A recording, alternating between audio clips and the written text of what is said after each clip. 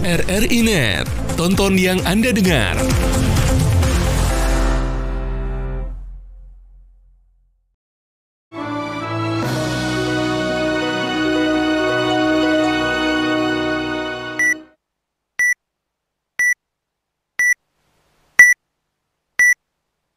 Pukul 7 waktu Indonesia Barat.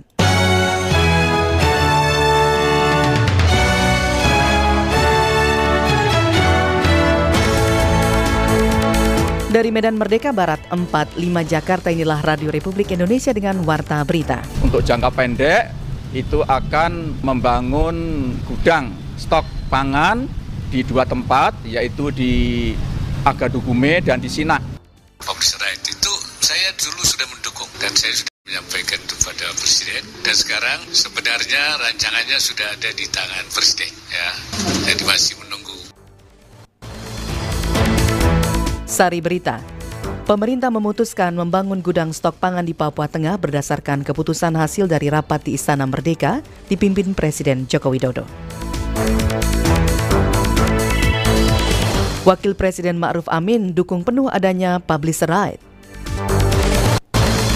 Indonesia dan Australia kerjasama membangun pengolahan air limbah domestik terpusat di Kota Palembang. Inilah Warta Berita selengkapnya, Sabtu 12 Agustus 2023. Bersama saya, Esti Sulistya.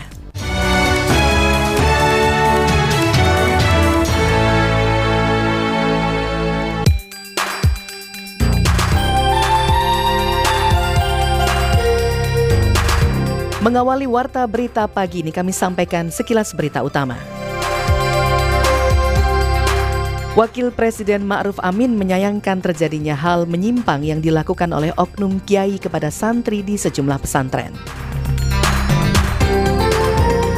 Menko PMK Muhadjir Effendi mengkonfirmasi pemerintah menghadapi kendala pendistribusian bantuan darurat bencana kekeringan, kelaparan di Papua Tengah, terutama di distrik Agadugume, sebab tidak semua pilot memiliki sertifikat penerbangan untuk wilayah ketinggian 9.000 kaki di atas permukaan laut.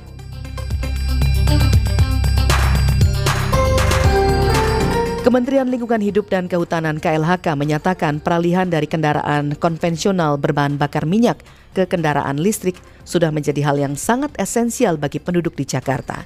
Kami kutip dari Kantor Berita Antara, Direktur Jenderal Pengendalian Pencemaran dan Kerusakan Lingkungan KLHK, Sigit Reliantoro mengatakan, pemakaian bahan bakar minyak untuk kendaraan telah menyumbang emisi berskala besar, membuat kualitas udara menjadi tidak sehat bagi manusia.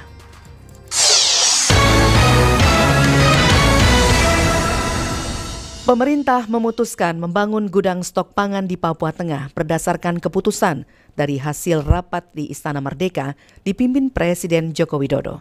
Gudang stok pangan merupakan langkah penanganan kekeringan jangka pendek dan akan dibangun di dua lokasi, yaitu di distrik Agadugume dan distrik Sinak, Papua Tengah. Laporan selengkapnya disampaikan Pradipta Rahadi. Membahas tentang penanganan kekeringan di Papua Tengah terus menjadi concern pemerintah karena masalah pangan yang telah mengakibatkan banyak warga kelaparan. Karenanya Menteri Koordinator Bidang Pembangunan Manusia dan Kebudayaan Muhadjir Effendi mengatakan pemerintah memutuskan membangun gudang stok pangan di Papua Tengah. Gudang stok pangan ini menjadi langkah penanganan untuk jangka pendek kekeringan di Papua Tengah yang akan dibangun di dua lokasi, yaitu distrik Agadugume dan distrik Sinak di Papua Tengah.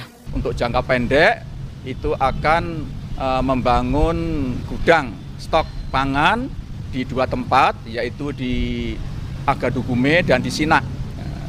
Perlu kawan-kawan ketahui bahwa untuk mengirim bahan makanan ke Agadugume langsung itu sering terhambat. Kenapa terhambat? Pertama cuaca, kemudian ketinggiannya. Karena ketinggiannya itu 9.000 kaki, tidak semua pilot punya sertifikat untuk bisa mendarat di situ. Sementara untuk penanganan jangka menengah, Muhadjir mengatakan pemerintah akan memperpanjang landasan pacu atau runway Bandara Sinak Kabupaten Puncak. Langkah tersebut diambil pemerintah agar pesawat-pesawat berbadan besar dapat mendarat di Bandara Sinak. Nanti untuk jangka menengah akan segera diperpanjang runway di Sinak. Runway-nya diperpanjang sehingga nanti pesawat-pesawat angkut yang lebih lebar, lebih berat, seperti misalnya Hercules bisa mendarat di sini.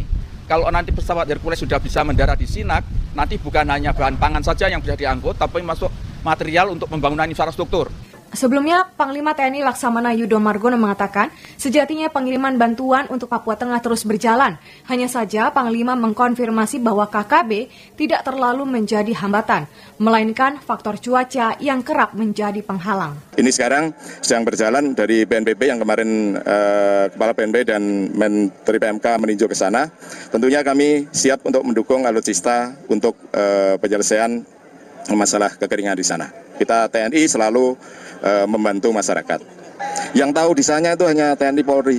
Nggak ada. Kita ada TNI Polri yang sudah standby di sana dan mengamankan itu, dan kita mengutamakan untuk bantuan kemanusiaan. Pemerintah juga akan membangun infrastruktur jalan dari Jayapura ke Wamena hingga ke Sinak. Presiden Jokowi ingin membangun Trans Papua untuk dimanfaatkan secara efektif bagi kemajuan dan kemakmuran masyarakat Papua. Selain itu, pemerintah juga akan melakukan transfer teknologi tepat guna dalam rangka meningkatkan nilai tambah makanan lokal. Salah satunya yaitu umbi-umbian yang merupakan bahan pokok bagi masyarakat pegunungan Papua. Pemerintah berharap transfer teknologi tepat guna itu dapat membantu masyarakat pegunungan Papua membangun ketahanan pangan. Dari Jakarta, Pradipta Rahadi, Pro 3 RRI.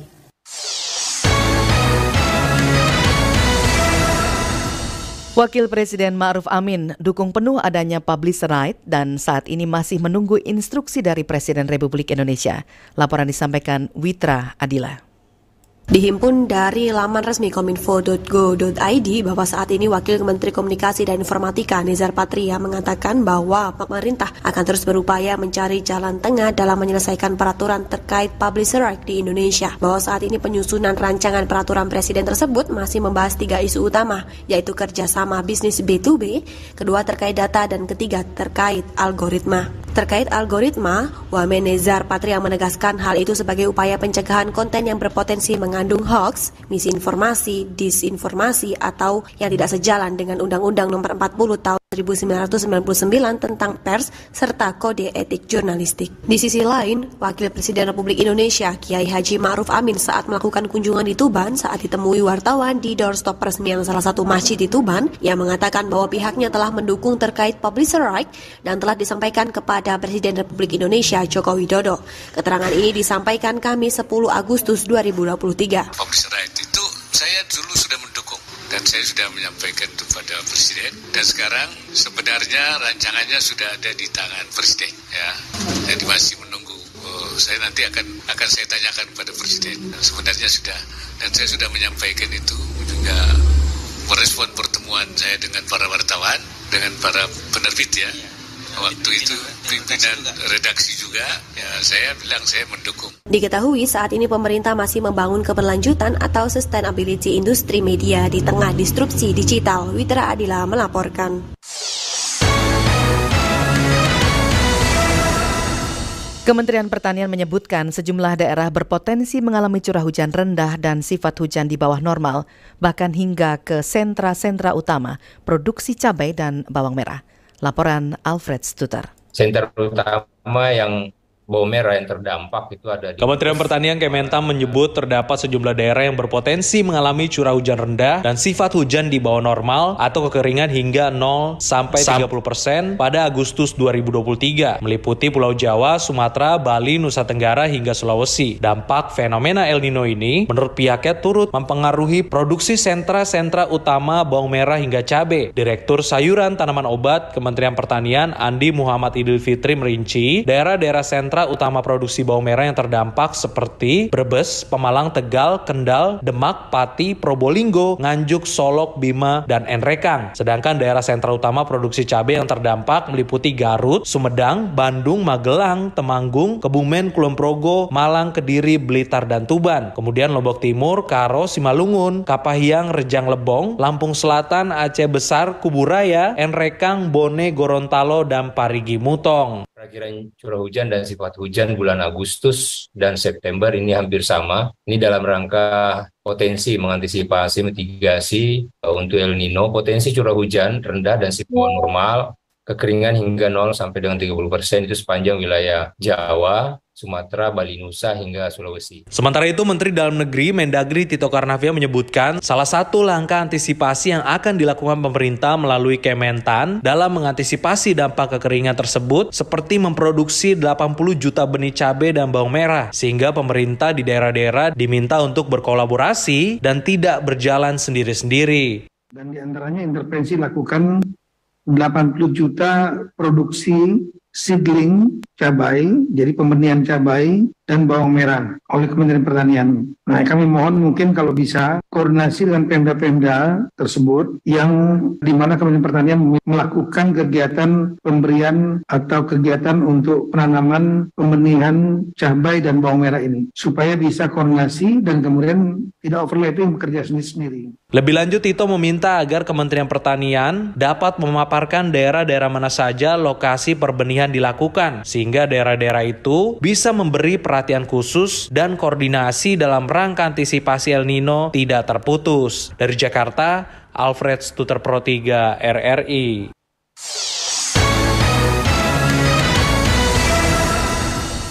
Sekretaris Jenderal Kementerian Lingkungan Hidup dan Kehutanan mengunjungi Kabupaten Merauke dengan sejumlah agenda penting, di antaranya dalam upaya pelestarian lingkungan dan keanekaragaman hayati. Laporan Violeta.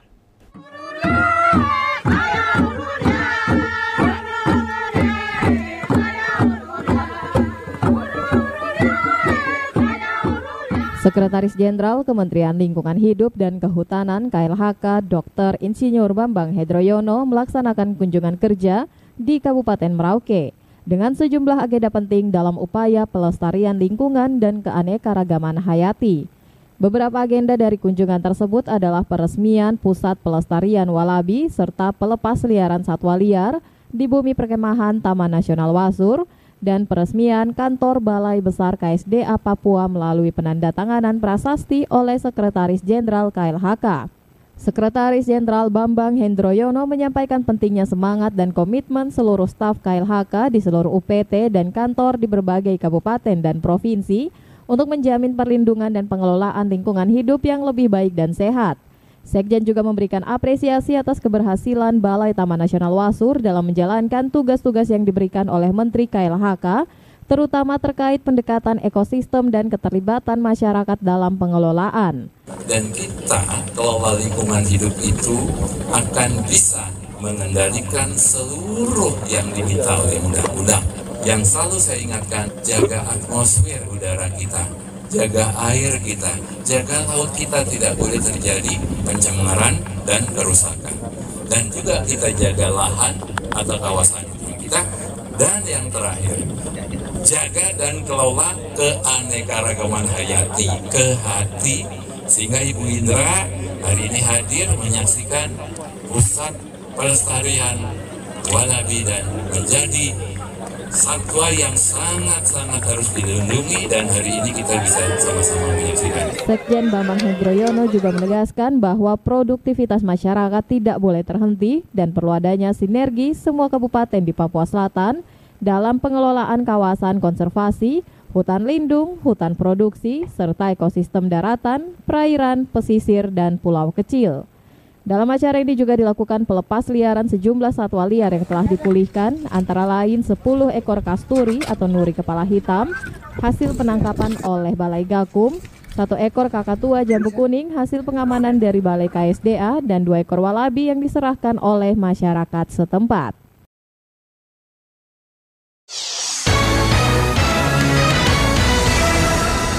Terima kasih Anda masih mendengarkan Warta Berita Produksi Radio Republik Indonesia.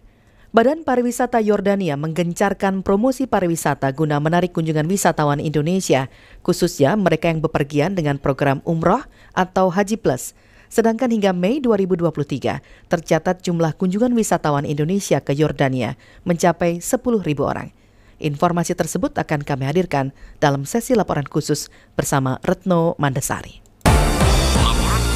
Laporan khusus.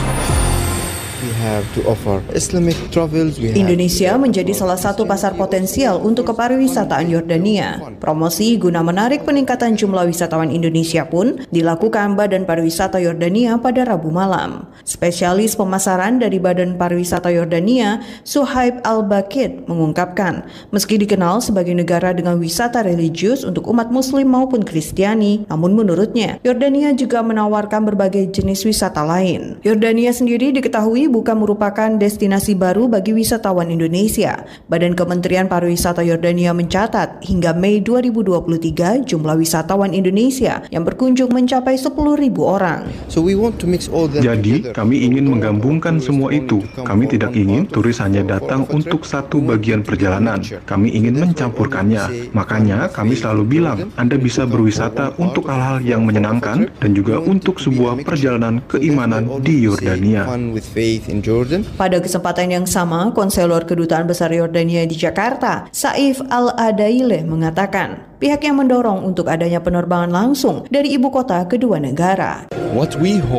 Apa yang kami harapkan dalam waktu dekat sudah ada penerbangan langsung baik dari operasional Royal Jordanian Airlines maupun maskapai Indonesia seperti Garuda atau perusahaan Indonesia lainnya yang berminat mengoperasikan penerbangan langsung antara Amman dan Jakarta. Ini akan menjadi langkah besar dalam mendorong hal-hal maju dan menarik lebih banyak orang dan wisatawan untuk mengunjungi Yordania. Direktur Jenderal Protokol dan Konsuler Kementerian Luar Negeri RI yang juga pernah menjabat sebagai Duta Besar RI untuk Yordania dan Palestina pada 2017-2020, Andi Rahmianto mengatakan, Yordania merupakan negara yang tidak hanya menawarkan aktivitas pariwisata, namun juga perjalanan religius. Dan kalau kita berkunjung ke sana, kita melihat, oh seperti ini tuh cerita tentang sejarah para nabi. Yordania sekarang, dulu itu bagian dari, kalau di Quran, negeri yang paling sering disebut adalah negeri Syam.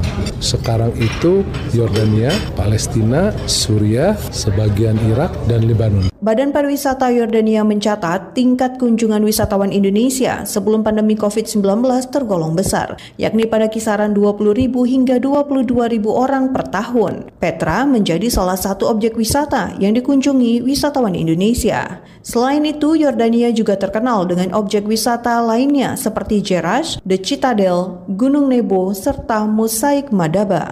Sektor pariwisata Yordania menyumbang sekitar 3,5 juta dolar Amerika Serikat hingga Juni 2023 dari target total 5,5 juta dolar Amerika Serikat di akhir tahun.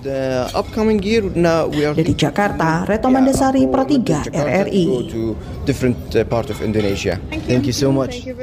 Komentar RRI pagi ini menyoroti tentang Yordania yang melirik pasar Indonesia untuk meningkatkan kunjungan wisata. Komentar dibacakan oleh Rani Indira, naskah disusun oleh Luna Elia dan Bambang Duyana. Editorial. Selamat pagi pendengar Pro 3 dan pemirsa RRI Net.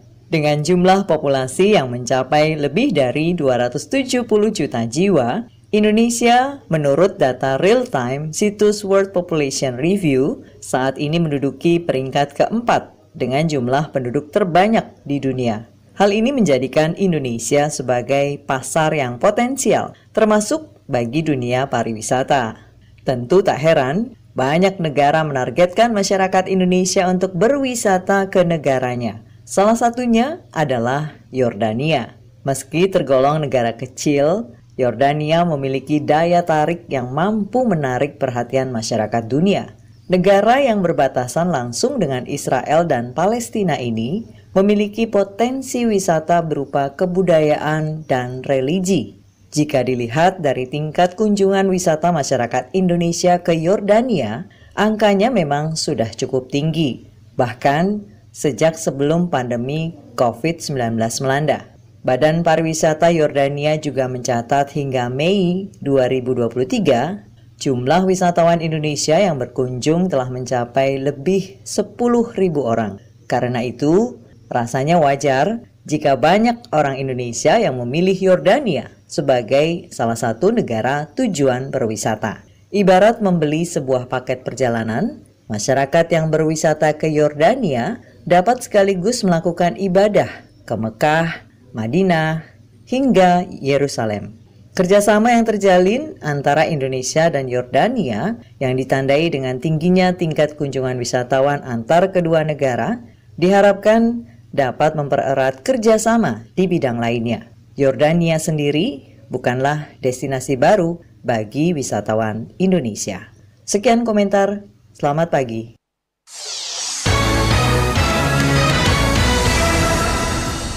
Indonesia dan Australia bekerja sama membangun pengolahan air limbah domestik terpusat di Kota Palembang. Diah Dayanti melaporkan. Menteri PUPR Basuki Hadimulyono mengapresiasi kerjasama antara Indonesia dan Australia untuk pembangunan pengolahan limbah domestik terpusat di Kota Palembang, Sumatera Selatan. Hal tersebut disampaikan Menteri Basuki dalam kunjungannya di Palembang bersama Duta Besar Australia untuk Indonesia, Penny Williams. Lebih lanjut dikatakan Menteri PUPR, kolaborasi kerjasama ini merupakan contoh yang baik. Hibah dari pemerintah Australia sebesar 600 miliar rupiah digunakan untuk membangun IPAL. Ini hibah dari Australia, kolaborasi dengan pemerintah pusat APBN, dengan pemerintah Provinsi Sumatera Selatan, Kota Palembang. 600 miliar lebih dari hibah Australia, 640 miliar dari APBN. Australia membangun ini. APBN membuat pipa, distribusi dan transmisi dan arterinya, tersiernya. Nanti Pak Gubernur dan Pak Wali Kota itu sambungan rumahnya. Oke? Jadi ini kolaborasi yang baik sekali. Bayangkan ada minimal 1,2 triliun sudah diinvestasi untuk instalasi ini. Duta Besar Australia untuk Indonesia, Penny Williams, mengatakan pembangunan IPAL tersebut adalah contoh konkret kerjasama pemerintah Australia dan Indonesia dalam kemitraan pembangunan infrastruktur, khususnya dalam membantu kesehatan dan lingkungan di Kota Palembang. Seperti yang sudah dikatakan oleh Bapak Menteri, ini contoh konkret dari kerjasama dan kooperasi antara Australia dan Indonesia. Hubungan antara Australia dan Indonesia, era Bapak Presiden berkunjung ke Australia hanya 3 minggu atau 4 minggu yang lalu untuk bicara dengan Bapak Perdana Menteri Australia. Dan saya senang sekali ada contoh konkret dalam program pembangunan Australia dengan Indonesia dengan dalam program kemitraan pembangunan antara Australia dan Indonesia yang akan membantu kesehatan dan juga lingkungan di Palembang. IPAL yang dibangun berkapasitas hingga 100.000 sambungan rumah. Pemerintah pusat lewat APBN membangun jaringan pipa sampai jaringan tersier. Kemudian pemerintah provinsi dan kota membangun jaringan SR termasuk penyediaan lahan. Menteri Basuki menambahkan pembangunan IPAL Kota Palembang merupakan bagian dari program Palembang City Sewerage Project atau PCSP yang dilakukan melalui kolaborasi pendanaan antara pemerintah Australia, Kementerian PUPR, Pemprov Sumatera Selatan, dan Pemkot Palembang. Diah Dayanti, Pro 3 RRI.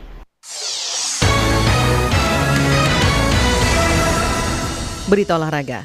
Pelatih Timnas Indonesia Sintayong menginginkan gelaran Piala AFF U23 di masa mendatang tidak lagi diadakan.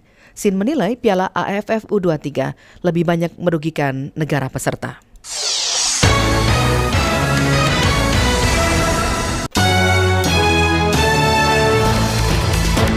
Demikian Warta Berita Pro 3 Radio Republik Indonesia. Kami harap Anda tetap bersama kami untuk menyimak informasi aktual lainnya dalam program Indonesia Menyapa. Dapatkan juga informasi aktual dalam portal resmi kami di www.rri.co.id serta ikuti media sosial terverifikasi kami di Instagram dan Twitter @RRI Programa 3. Saya Esti Sulistia. Selamat pagi.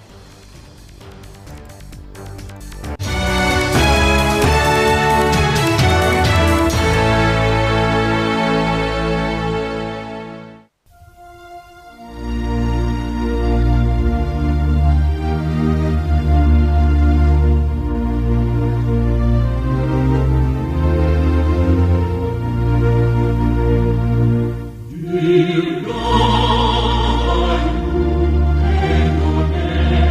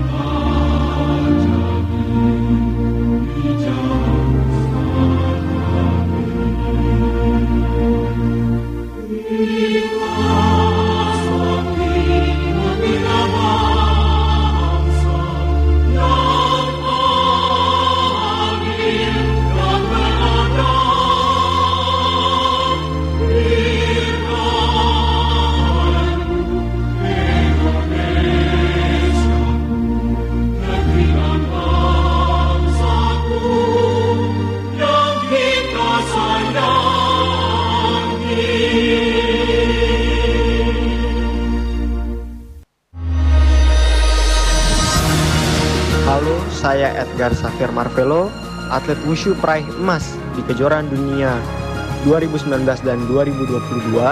Bagi kami, media radio adalah salah satu sarana informasi yang efektif untuk menyampaikan banyak berita seperti tentang politik, ekonomi, sosial budaya, termasuk juga olahraga. Saya bersyukur RRI Pro 3 Media yang komitmen dalam menjalankan fungsinya. Saya sering diwawancarai di Pro 3 untuk menginformasikan kiprah kami ketika bertanding dan harapannya bisa menginfluence generasi muda yang lain agar turut serta mengharumkan nama bangsa di mata dunia lewat olahraga. Saya Edgar Xavier Marvelo, saya Pro 3.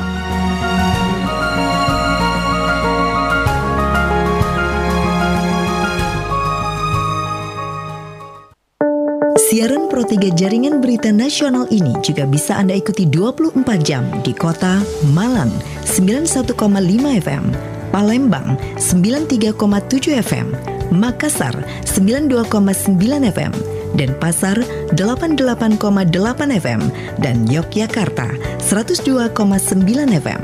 Bisa Anda dengar dan lihat lewat aplikasi RRI Playgo atau portal www.rri.co.id.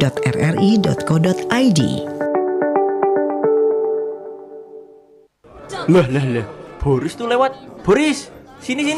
Nongkrong dulu lah sini. Sekalian mabar kita. Waduh, kayaknya belum bisa nih bro. Gue mau ke pelatihan prakerja dulu. Lah, itu apa? Jadi, prakerja itu program beasiswa pelatihan dari pemerintah. Kalau lolos, kalian dapat saldo 3,5 juta untuk beli pelatihan. Pelatihannya juga macam-macam kok. Ada perhotelan, pariwisata, IT, digital marketing. Banyak deh. Lumayan kan, nambah skill. Ya elah bro. Kayak kepake aja sih begituan. Emangnya dapat duit? Bukan masalah duitnya ini, tapi kesempatannya. Kapan lagi bisa belajar bareng langsung sekaligus praktek tanpa harus bayar.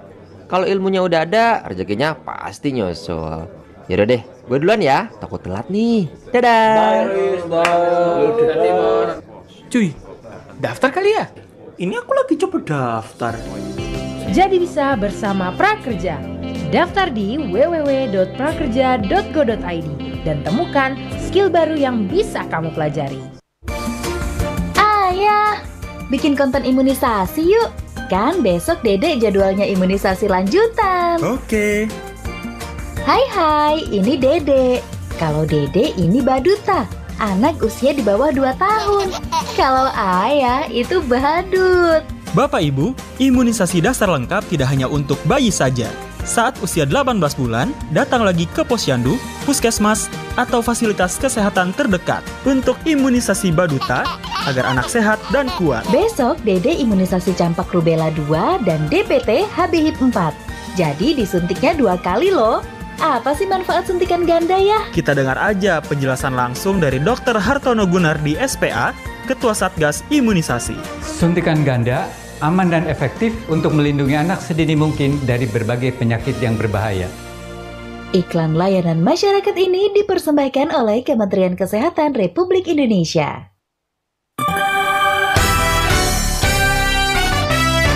Indonesia Menyapa Pagi.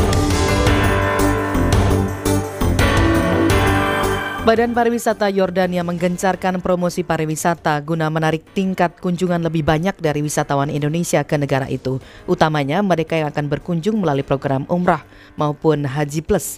Yordania sendiri bukan merupakan destinasi baru sebenarnya untuk para wisatawan Indonesia.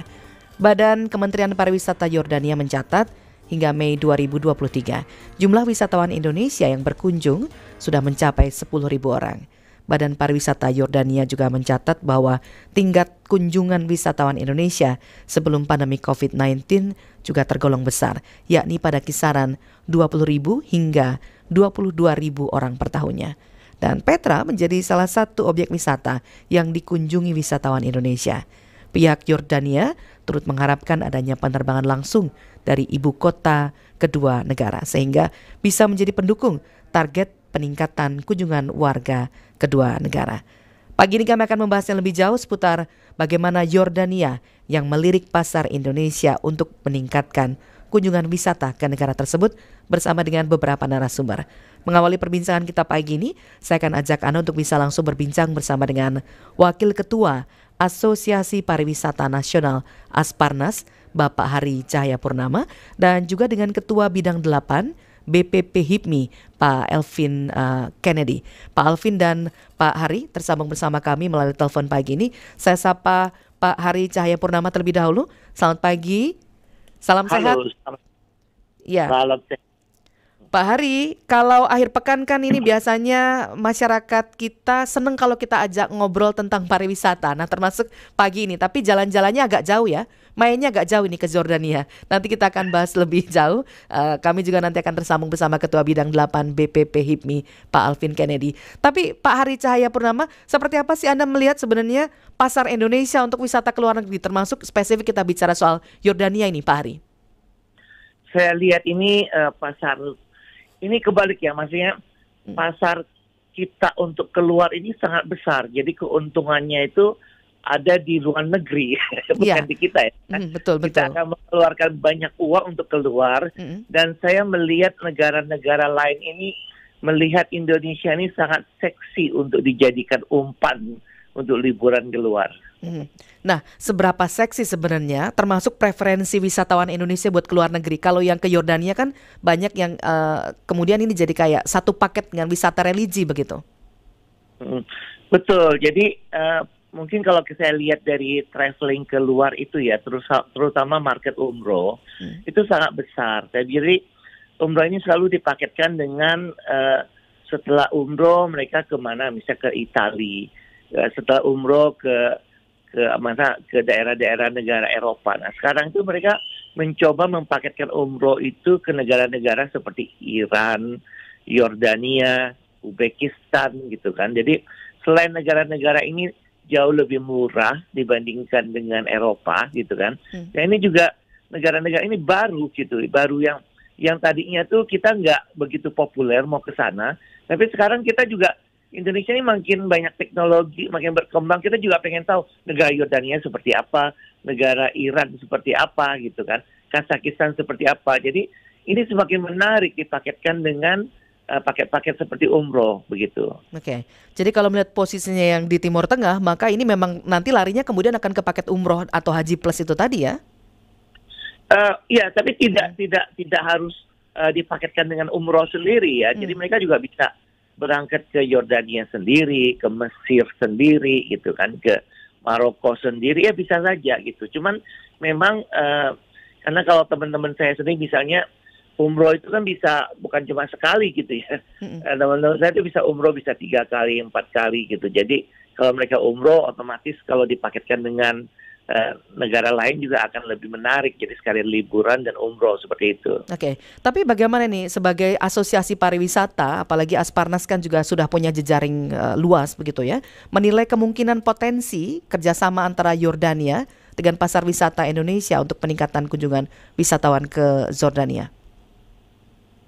Jadi begini, untuk Yordania ini kan mereka udah membuatkan kita untuk masuk ke sana dengan visa on arrival ya. Jadi sudah visa on arrival bayar. Ini juga diikuti oleh negara lain gitu. Kalau kita lihat 1 Juli tahun 2023 ini baru-baru ini juga negara Tunisia. Itu juga sama.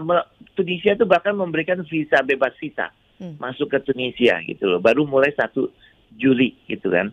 Jadi nanti itu akan banyak sekali negara-negara akan memberikan visa on arrival ataupun free visa ke Indonesia karena memang market kita seksi benar. Nah, kalau saya lihat itu mungkin nanti ya seperti biasa, saya berharap gitu ya, saya juga berharap ini akan banyak kita masyarakat kita orang-orang Indonesia juga melakukan bisnis di Jordania seperti itu. Oke. Jadi kalau pintu masuknya lewat pariwisata udah masuk, nanti kemudian ini nanti bisa ditindaklanjuti dengan misalnya investasi-investasi atau bisnis-bisnis lain di sana. Betul, jadi kita ambil contoh ya, misalnya kita ambil contoh Turki misalnya.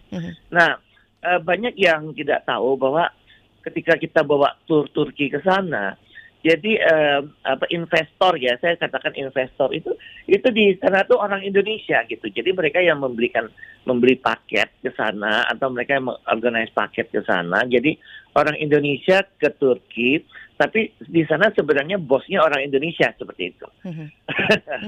Baik. Jadi kemungkinan semacam itu yang kemungkinan bisa diambil oleh masyarakat, tidak hanya sekedar jalan-jalan, tapi bagaimana kemudian kita bisa mengembangkan bisnis di sana ya Pak Hari ya?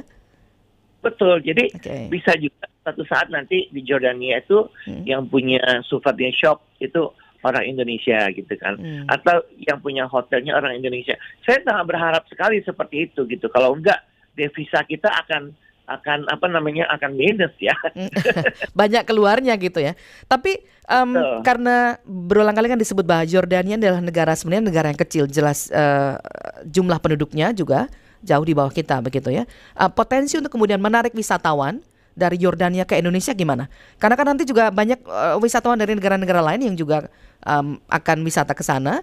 Kita bisa ikut support, misalnya kita juga promosi untuk menarik wisatawan ke Indonesia. Seperti apa sebenarnya rancangan yang mungkin kita bisa terapkan untuk bisa narik devisa masuk gitu? Nggak banyak yang keluar juga Pak Hari. Nah inilah yang kita katakan bahwa kita merasa di asosiasi ini semacam koordinasinya ini kurang seperti itu gitu. Itu benar bahwa ketika kita masuk ke sana, nah kita harusnya itu mungkin ya ini bukan mengkritik ya, tapi memberikan saran gitu ya.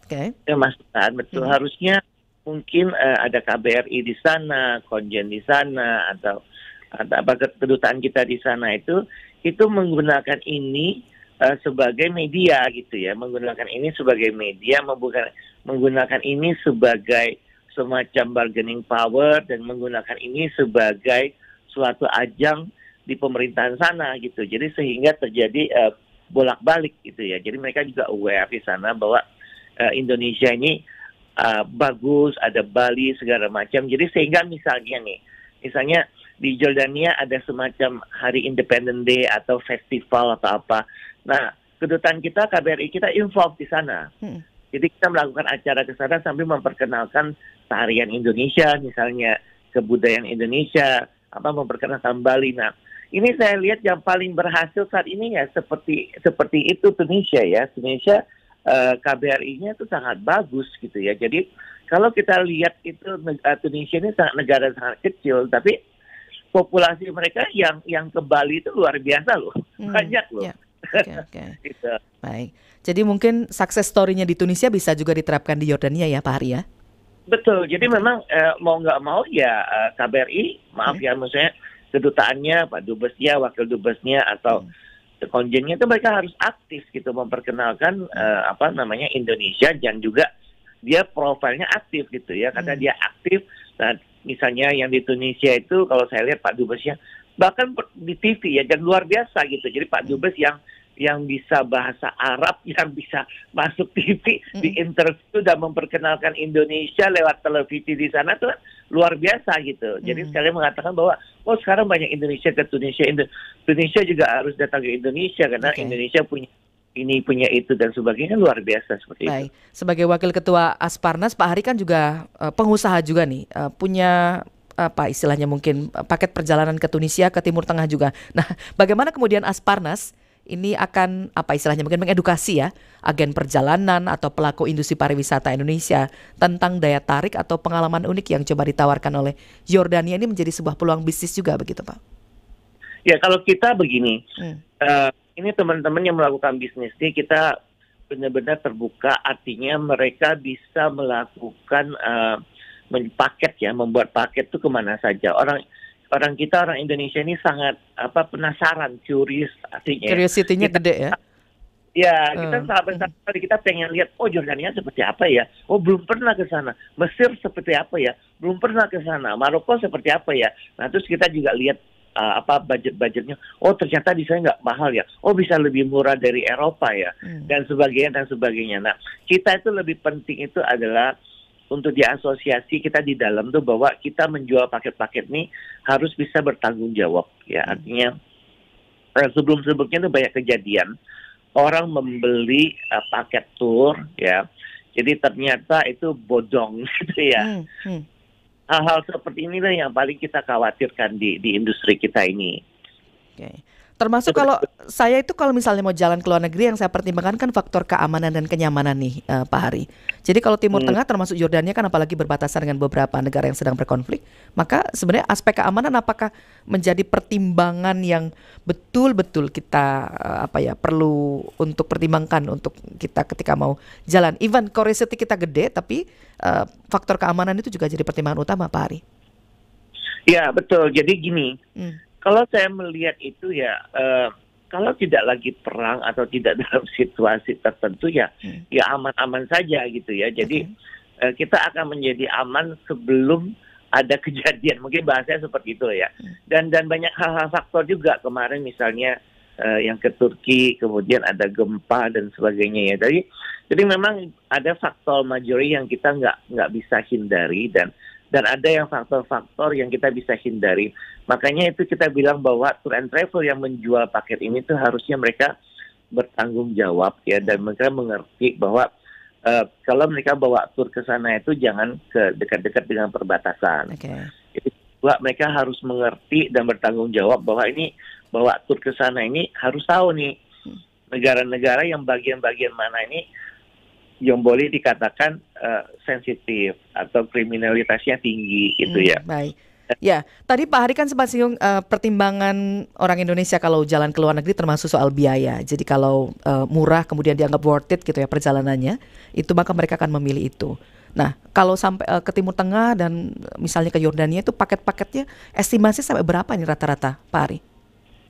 Ya kalau kita lihat estimasinya sekarang juga memang plus minus ya. Ini sangat menarik kalau kita observasi mengenai airline. Ya, kemarin itu waktu sekitar Januari, Februari awal-awal tahun ini itu tiket-tiket itu cukup mahal gitu ya, karena mungkin harga fuel harga fuel, harga premium bensin gitu ya bahasanya ya, itu naik segala macam. Nah, tapi sekarang ini beberapa saat ini kita melihat bahwa ada promosi harga-harga termasuk murah gitu. Jadi tadinya harga itu sempat naik ya. Sekarang harga tiket itu sekarang mulai menurun lagi.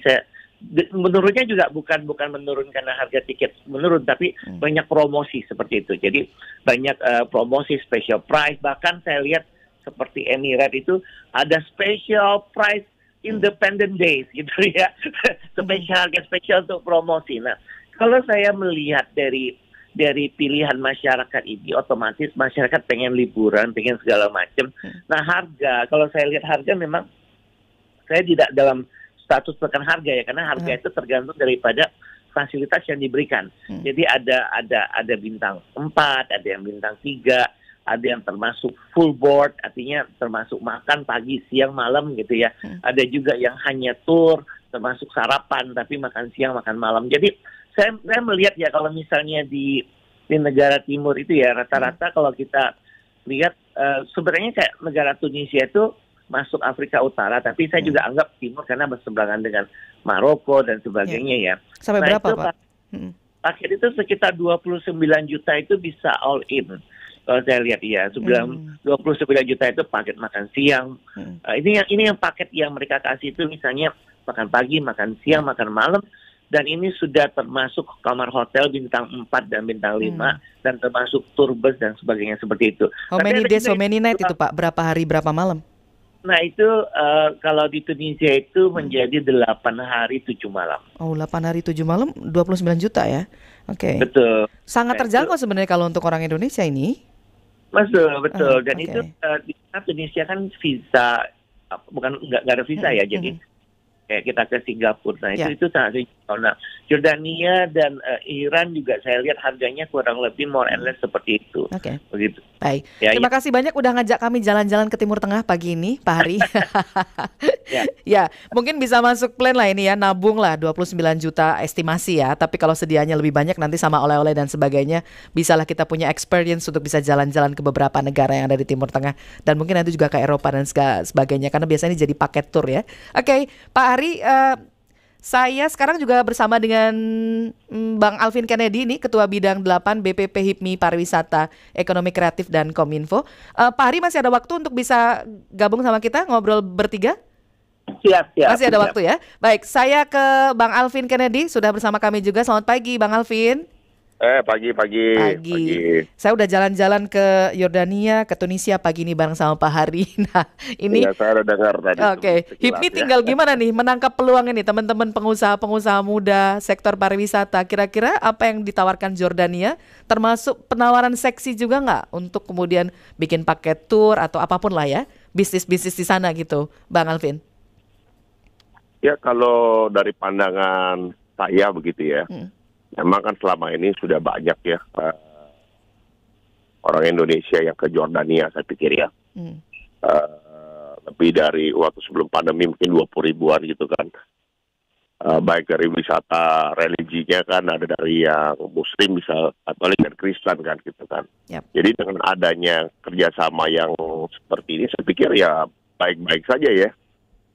Jadi ya kita juga ikut bisa mempromosikan destinasi wisata kita sebenarnya di situ kan. Sebenarnya kan selama ini yang saya lihat banyak kita ya ke mereka daripada mereka kita kan gitu kan. Dengan adanya kerjasama ini saya pikir banyak peluang yang kita juga bisa ambil nanti ke depannya begitu. Jadi bukan justru kita yang banyak ke sana juga, tapi ini kayak batu loncatan kita juga untuk bisa menarik yang dari luar masuk ke Indonesia gitu ya? Iya, saya pikir itu. Saya pikir itu menjadi peluang juga kan. Kalau selama ini kan hanya mostly kita yang ke mereka ya. Oke.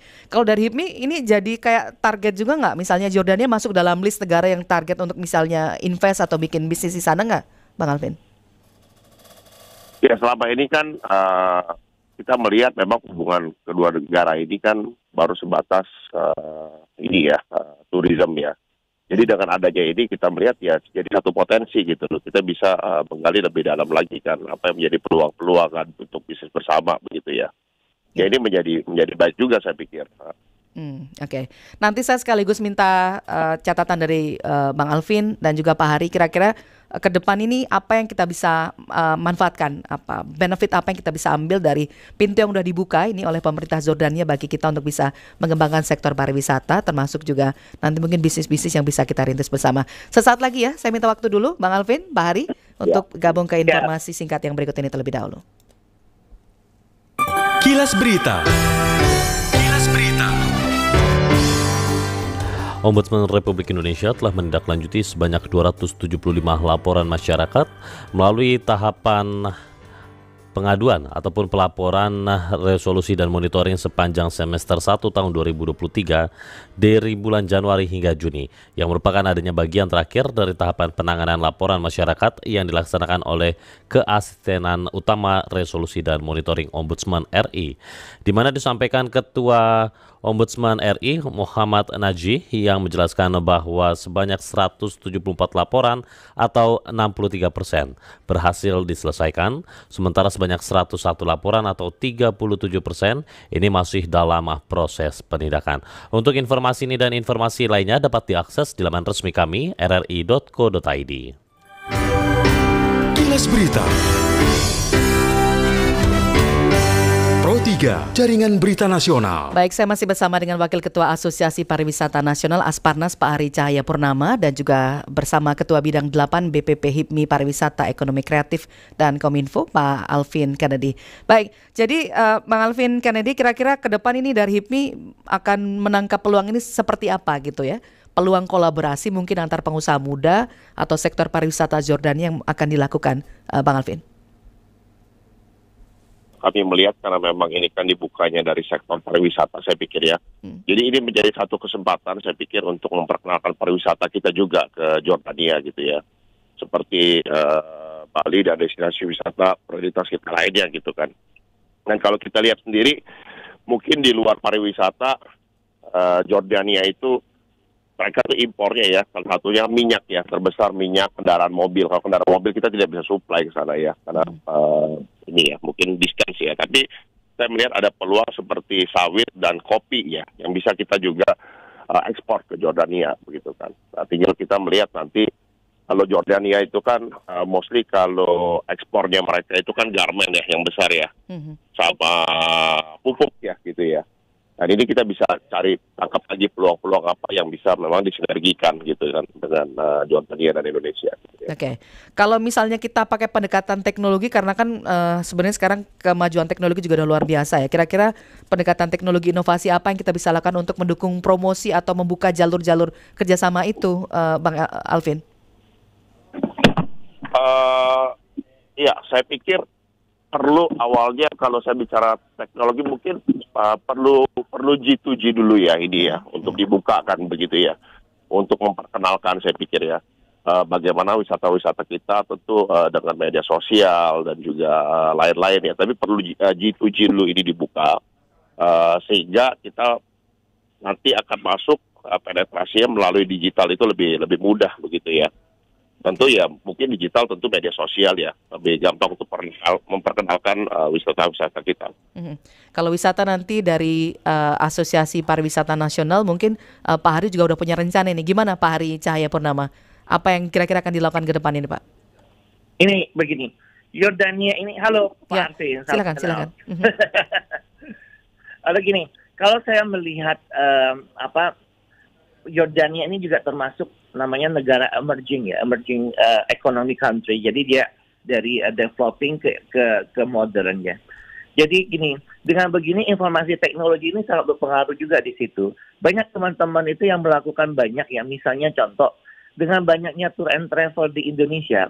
Ini teman-teman ini membuat satu yang namanya aplikasi ya. Halo. Lanjut silakan kami.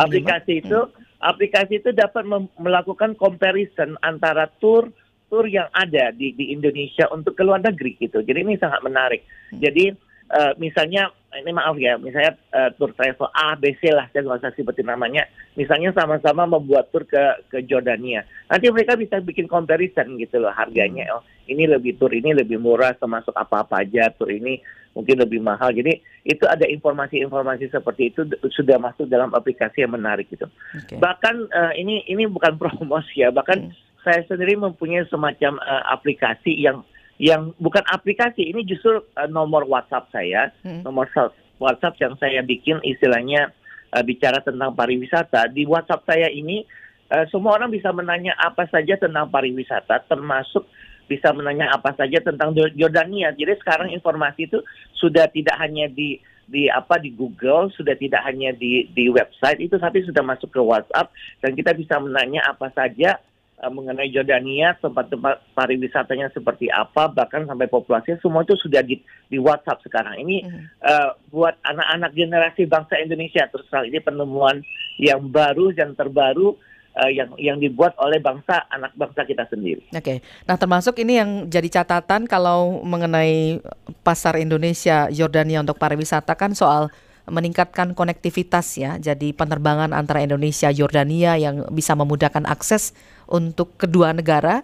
Jadi orang Indonesia mau berkunjung ke sana maupun orang Jordania yang mau berkunjung ke Indonesia. Baik, ya Bang Alvin Kennedy, ini kalau kemudian melihat prospek hubungan Indonesia Jordania ke depan, HIPMI berarti tadi bidang apa saja yang nanti kemudian akan coba untuk ditindaklanjuti ini, atau sekaligus rekomendasi mungkin untuk kementerian atau bahkan mungkin pihak-pihak terkait dari unsur pemerintah, Bang Alvin?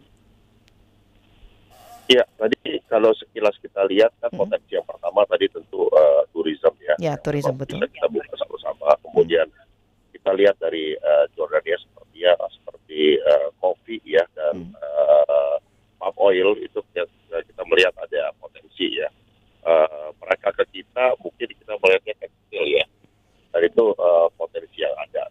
Jadi bicara konektivitas ya, kalau memang ke depan bisa ada direct flight dari Indonesia Jordania ya kita sangat menyambut baik ya. Kalau ada perlintasan langsung, saya pikir bisa memperkuat hubungan kedua belah negara ya dari sektor tourism dan trade ya. Ya kita welcome aja lah Air Jordania aja dulu. Kita welcome untuk masuk ke Indonesia begitu ya. Karena memang kita melihat potensi-potensi itu ada. Ya. Baik, Pak Hari, selama ini kalau misalnya mau ke Jordania, kita kemana dulu biasanya transitnya? Ke Jordania ini biasanya kita bisa naik Emirates atau kalau nggak ke Qatar Airways gitu kan, atau Nah itu mesti cek, kadang-kadang juga mereka ke sana itu tidak rutin juga, mesti cek ya anytime ya. Tapi menurut saya ini kalau untuk ke sana itu pasti gampang lah. Sekarang bisa di Google lewat airline segala macam. Kalau menurut saya itu yang paling penting itu opportunity industri ini jangan sampai kita minus devisa, ya seperti itu. Jadi harusnya maka langkah apa yang kita lakukan supaya kita nggak minus devisa dengan opportunity ini? Nah, harusnya itu kita mempunyai satu semacam komunikasi ya. Saya melihat begini, ketika Jordania ini aktif di dalam media sosial dan di dalam media, itu mengatakan bahwa banyak sekali orang Indonesia yang pergi ke Jordania. Nah, saya sangat berharap dari Kementerian Pariwisata, maaf ya, dan juga teman-teman itu yang ada bahwa, nah melihat ini langsung melihat opportunity. Ayo kita lihat nih, ya. Kadin walaupun dari Kadin dan sebagainya. Ini ada apa di sana gitu? Ya betul. Apakah mereka kirim minyak dari Jordania? Memang Jordania sekarang minyaknya mungkin jarang yang ke Indonesia. Kita lebih banyak impor dari Qatar dan ya udahlah banyak negara. Tapi saya melihat satu opportunity seperti misalnya ya. Kita kirim ke sana. Ya kita bicara soal detail Garuda misalnya. Ya daripada pesawat Jordania yang masuk ke Indonesia, kenapa tidak pesawat kita yang ke sana? Itu satu hal. Kedua, transportasi kapal-kapal gitu karena kapal-kapal itu bisa dari dua arah, kapal dari luar masuk ke kita atau kita ke sana. Saya lihat seperti beberapa kasus contoh bahwa minyak sawit itu sangat-sangat populer di luar sana ya, termasuk banyak negara. Mungkin kita ekspor minyak sawit ke sana sehingga kapalnya tidak kosong pulang. Itu kalau di Tunisia itu mereka pulang bawa kurma misalnya gitu ya. Baik. Jadi di sana mungkin kita bawa apa gitu. Nanti itu yang kita nanti bicarakan ke sana. Dan yang paling penting adalah saya sangat berharap kita Indonesia let's go internasional gitu ya. Kita berani invest, berani buka toko, bisa berani buka hotel, berani buka restoran di luar negeri. Sehingga uang-uang yang keluar ke sana itu bisa masuk lagi ke dalam negeri. Baik, terima kasih Pak Hari Cahaya Purnama, Wakil Ketua Asosiasi Pariwisata Nasional Asparnas. Nanti yang soal pariwisata biar Pak Hari nih yang main ya. Kemudian Pak Alvin Kennedy dan teman-teman HIPMI mungkin tadi ya peluang-peluang bisnis di berbagai bidang tadi bisa ditindaklanjuti. Sukses untuk Pak Hari, sukses buat Bang Alvin Kennedy. Terima kasih sudah sharing bersama Pro 3 pagi ini. Salam sehat, selamat berakhir pekan. Pak Hari, Bang Alvin. Mari. Terima kasih. Selamat pagi. Ya, demikian tadi perbincangan saya bersama dengan Wakil Ketua Asosiasi Pariwisata Nasional Asparnas Hari Cahaya Purnama dan Ketua Bidang 8 BPP HIPMI Alvin Kennedy.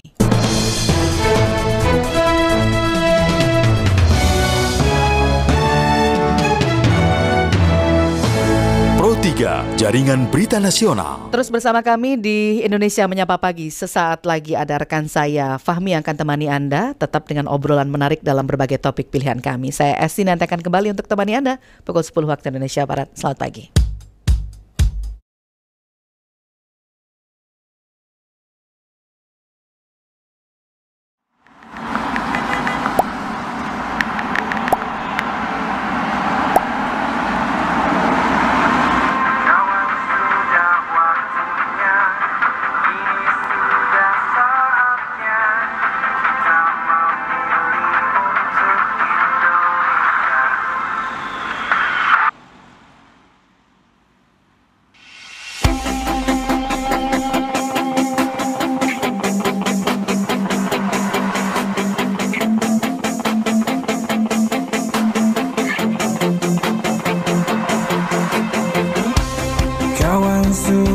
Waktunya, ini sudah saatnya kita memilih untuk Indonesia.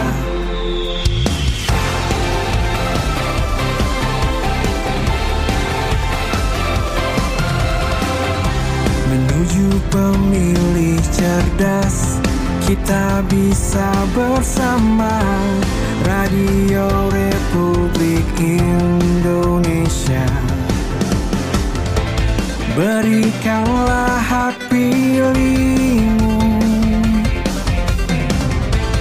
berikanlah suaramu. Ayo semua bersuara di pemilihan umum 2024.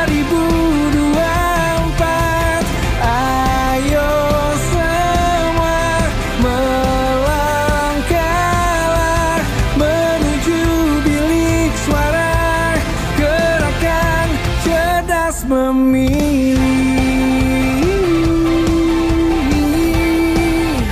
cerdas memilih.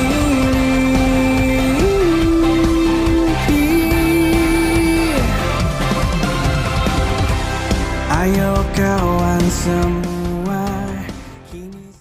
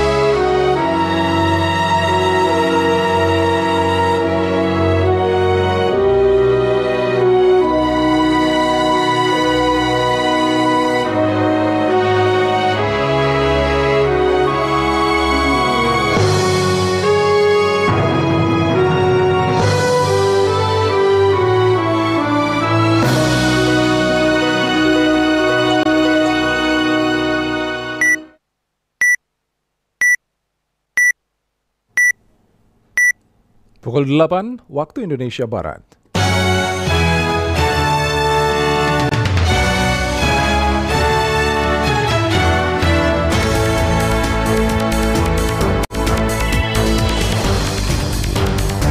Dari Medan Merdeka Barat 4 dan 5 Jakarta, inilah Radio Republik Indonesia dengan Warta Berita. Bersama saya, Fahmi Andrian.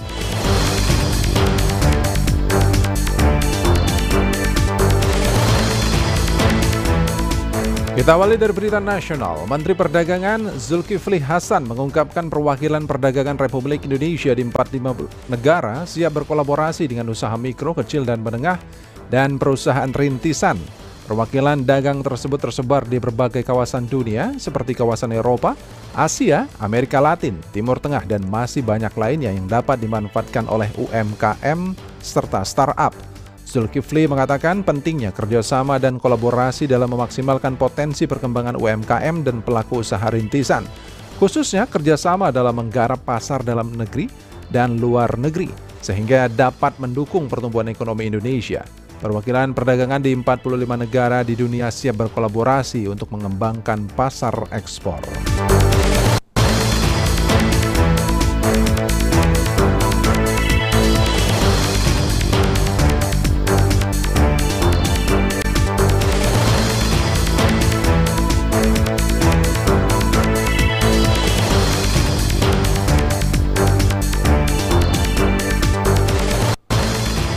Yordania yang melirik Indonesia sebagai pasar dalam meningkatkan pariwisata dalam negerinya. Dan kita sudah tersambung bersama pengamat pariwisata dari Universitas Gadjah Mada, Dr. Muhammad Yusuf. Selamat pagi, Pak Yusuf. Halo, selamat pagi Mas Fahmi. Iya, Pak Yusuf mungkin sedikit responnya mengenai Yordania yang melirik Indonesia sebagai pasar dalam meningkatkan pariwisata dalam negerinya. Silakan, Pak. Ya, terima kasih. Selamat pagi semua. Menurut saya ini menarik sekali untuk kita cermati dengan seksama ya. Jadi kalau selama ini saya melihat bahwa pasar wisatawan Indonesia ke Yordania itu lebih banyak karena mereka mengikuti paket wisata setelah umroh atau haji, mereka kemudian ke Yordania ataupun setelah mereka melakukan kegiatan ziarah di Yerusalem, di Palestina. Jadi di sini kita melihat betapa Yordania sudah melihat market yang besar dari wisatawan Indonesia yang selama ini sudah berkunjung ke negara sekitar Yordania, Palestina, Israel, dan Arab Saudi, dan kemudian mereka menarik itu ke Yordania. Dan menurut saya dalam beberapa hal mereka cukup berhasil. Sayangnya sangat cukup berhasil. Nah, Pak, kalau Anda melihat sendiri, Pak, ya, bagaimana mungkin sedikit masukannya Anda agar nih lirikan Yordania ini bisa memiliki manfaat mungkin buat negara kita sendiri, Pak? Ya, jadi saya melihat ada 3 hal yang perlu kita cermati terkait dengan fenomena ini. Pertama, bahwa sebenarnya pemerintah sudah memiliki tagar di Indonesia aja. Jadi Kemenparekraf itu sudah memperkenalkan tagar di Indonesia aja, dan nampaknya tagar ini kurang begitu efektif untuk mencoba membendung masyarakat Indonesia untuk berwisata ke luar negeri. Menurut saya ini perlu kita perkuat tagar itu. Dengan cara apa?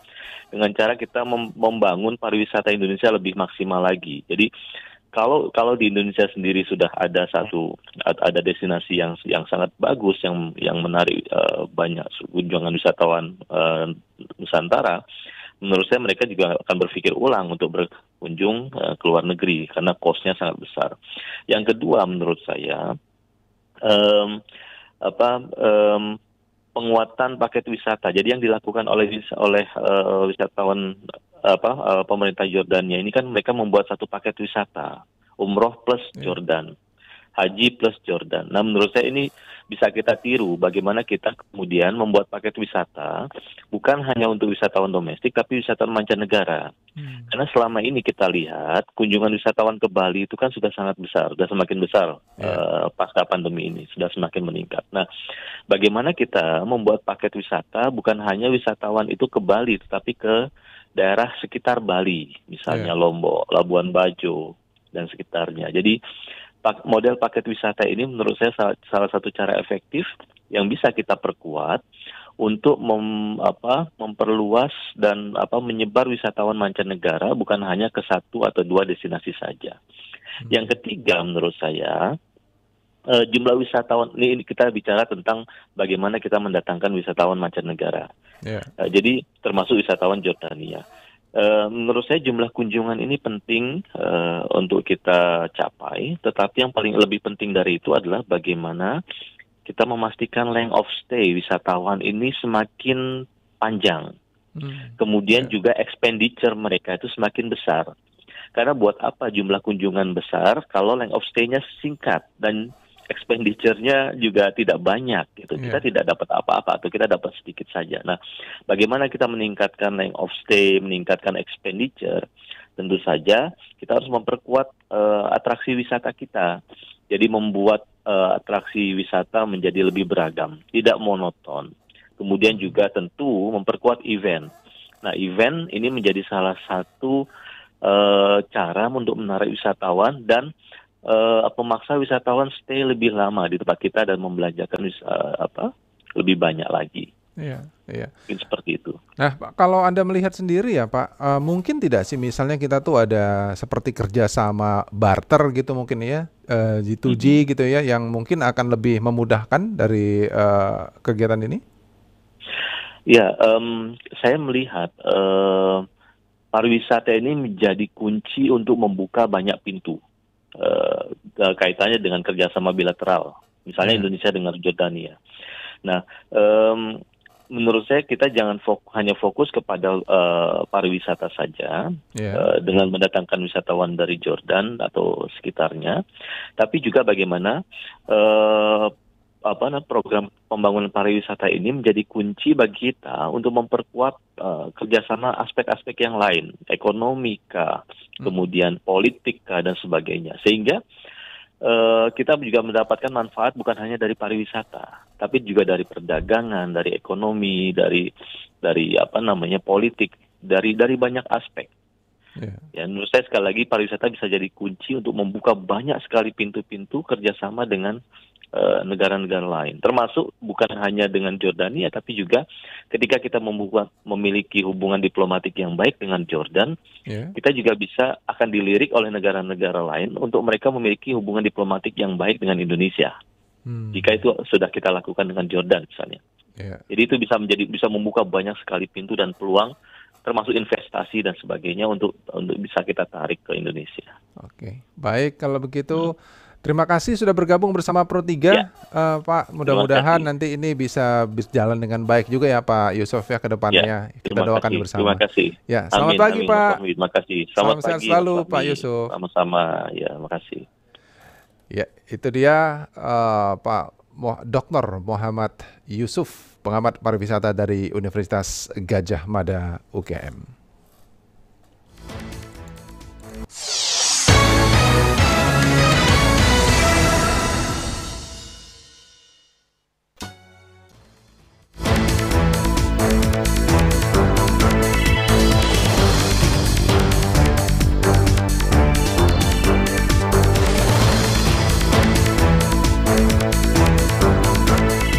Pendengar, kita beralih ke kabar dari dunia olahraga. Manchester City mengawali musim 2023-2024 Liga Premier Inggris dengan kemenangan telak 3-0 atas tim promosi Burnley di Stadion Turf Moor Sabtu dini hari.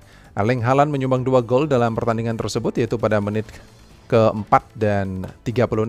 Lalu 1 gol lainnya dicetak oleh Rodri pada menit 75. Pertandingan tersebut diwarnai kartu merah yang diterima pemain pengganti Burnley, Anas Zaroury, di masa injury time. Kemenangan tersebut membuat Manchester City memuncaki klasemen sementara Liga Premier Inggris dengan 3 poin.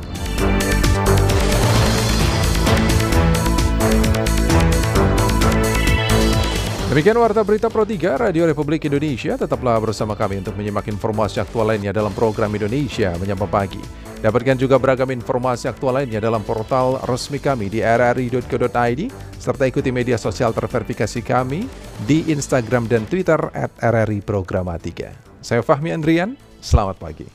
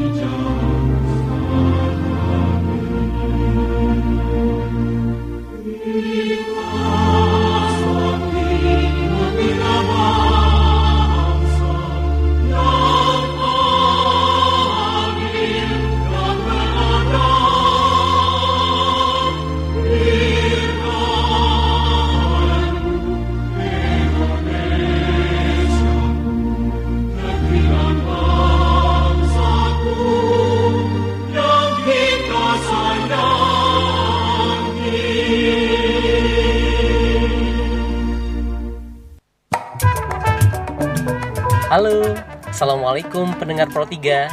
Saya pendengar setia Pro 3 juga loh. Perkenalkan, nama saya Febrian, tinggal di Tangerang Selatan. Selama ini saya aktif sebagai penyanyi profesional, Master of Ceremony di berbagai event acara. Kenapa sih saya suka dengerin Pro 3? Karena programnya jelas dan berkarakter. Pro 3 selalu menghadirkan informasi dengan isu-isu aktual. Jadi, kalau kita mau tahu bagaimana perkembangan politik di negara kita, Pro 3 pilihannya. Nggak hanya politik sih sebenarnya, pembahasan tentang ekonomi, pendidikan, olahraga, budaya, dan masih banyak lainnya. Semua ada di Pro 3. Makanya, saya sih selalu pilih siaran Pro 3. Saya Febrian Bintang Pantura 2, saya Pro 3.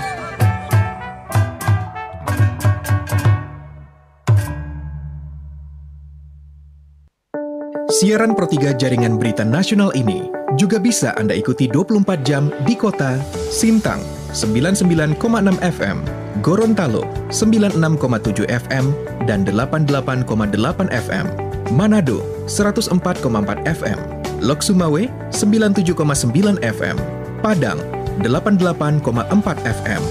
Bisa Anda dengar dan lihat lewat aplikasi RRI Playgo atau portal www.rri.co.id.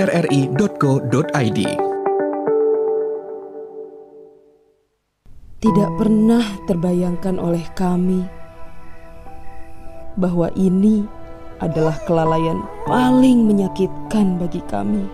Kami kurang peduli untuk mengimunisasi bayi kami.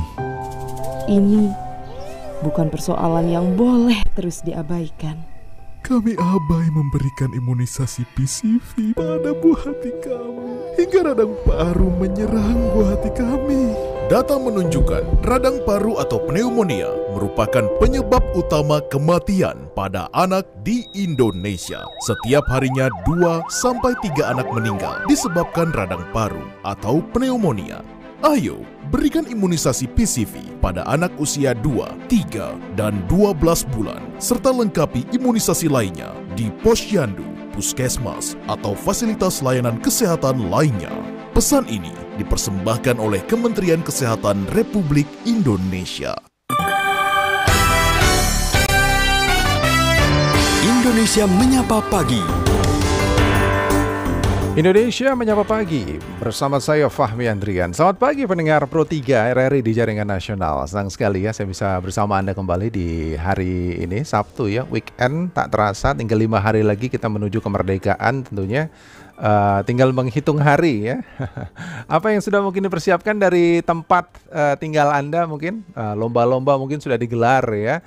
Dan mungkin juga di daerah kantor itu pasti sudah mulai ya menyelenggarakan perlombaan. Nah, pendengar, tahun ini tuh 78 tahun sudah kemerdekaan Republik Indonesia berlangsung ya, dan sejarah Indonesia juga membentuk perjalanan diplomasi ini cukup panjang sekali, penting sekali.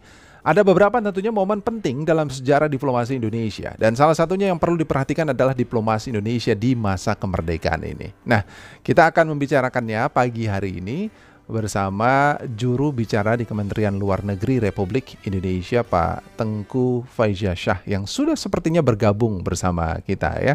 Selamat pagi Pak Tengku. Selamat pagi Pak Fahmi. Salam sehat Pak Tengku. Salam sehat juga. Assalamualaikum buat para pendengar. Ya, waalaikumsalam warahmatullahi wabarakatuh. Kita lihat perjalanan Indonesia sampai dengan 78 tahun ini kan bisa dikatakan tidak mudah gitu ya.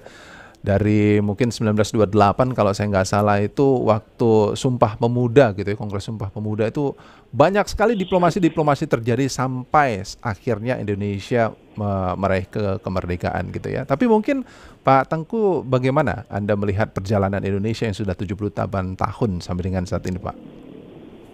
Baik, kalau kita melihat dalam konteks diplomasi ya, memang diplomasi tidak bisa dilepaskan dari pengalaman kita bernegara. Dari mulai fase proklamasi kemerdekaan sampai saat sekarang. Kalau di era awal proklamasi kemerdekaan, salah satu tugas diplomasi adalah mendapat dukungan pengakuan atas Indonesia merdeka. Kalau kita mengikuti dalam konteks pengakuan suatu negara merdeka, selain adanya pemerintahan, ada wilayah, ada masyarakat, yang juga fundamental adalah pengakuan dari negara-negara atas satu negara baru yang lahir. Dan dalam hal itu di awal kemerdekaan ya tentunya peran dari diplomasi adalah memperjuangkan pengakuan negara-negara. Dan selanjutnya di saat kita mengawal proses kemerdekaan dihadapkan pada tantangan upaya penjajah untuk kembali mengambil negara yang didudukinya di masa lalu ya. Upaya kita adalah mempertahankan kemerdekaan. Jadi diplomasi di sini ikut memberikan kontribusi. Karena tidak saja perjuangan bersenjata di tanah air dengan revolusi, namun juga kesinambungan upaya untuk memperoleh dukungan, apakah melalui perundingan, karena di saat terjadi konfrontasi konflik bersenjata dengan pihak kolonial Belanda, disitulah peran diplomasi untuk mencoba merundingkan penyelesaian damai atas konflik yang terjadi. Dan itu adalah fase-fase masa kemerdekaan Indonesia dalam kurun waktu dari tahun 45 hingga sekarang, di mana peran diplomasi dari waktu ke waktu tentunya menyesuaikan atas kepentingan Indonesia di saat tertentu. Kalau di saat sekarang memang diplomasi lebih dalam konteks mengisi pembangunan ya, mengisi kemerdekaan melalui berbagai diplomasi ekonomi, misalnya diplomasi untuk memperjuangkan kedaulatan wilayah, memastikan wilayah kita aman dan lain-lain. Itu semuanya bagian juga dari diplomasi. Kalau kita melihat momentum yang juga sangat istimewa adalah saat kita mencetuskan deklarasi Juanda, di mana kita menjadikan wilayah laut di sekitar Nusantara ini sebagai wilayah kedaulatan Indonesia. Artinya yang sebelumnya merupakan laut-laut lepas yang bisa dilewati oleh kapal-kapal asing, kemudian menjadi wilayah laut dalam kita. Artinya itu adalah juga perjuangan diplomasi untuk mendapatkan dukungan internasional, konsepsi negara kepulauan menjadi bagian dari UNCLOS. Itu semua adalah buah diplomasi dan masih banyak lagi sebenarnya capaian diplomasi yang kita dapatkan dalam kurun waktu 78 tahun. Ya. Nah, kalau Pak Tengku melihat ya Pak ya, mungkin bisa dijelaskan nih Pak untuk pendengar Pro 3 RRI ini Pak. Begitu pentingnya kan diplomasi bagi kedaulatan bangsa dan juga percaturan Indonesia di tingkat dunia sendiri Pak ya. Anda melihatnya bagaimana peran kita Pak?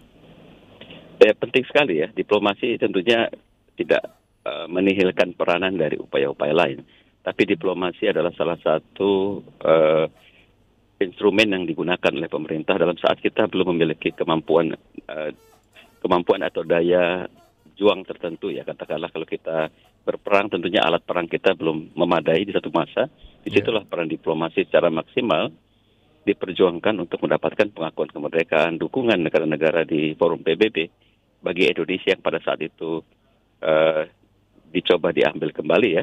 Artinya disitulah perjuangan diplomasi untuk mendapatkan pengakuan internasional sehingga syarat mutlak bagi ada satu negara bisa terpenuhi.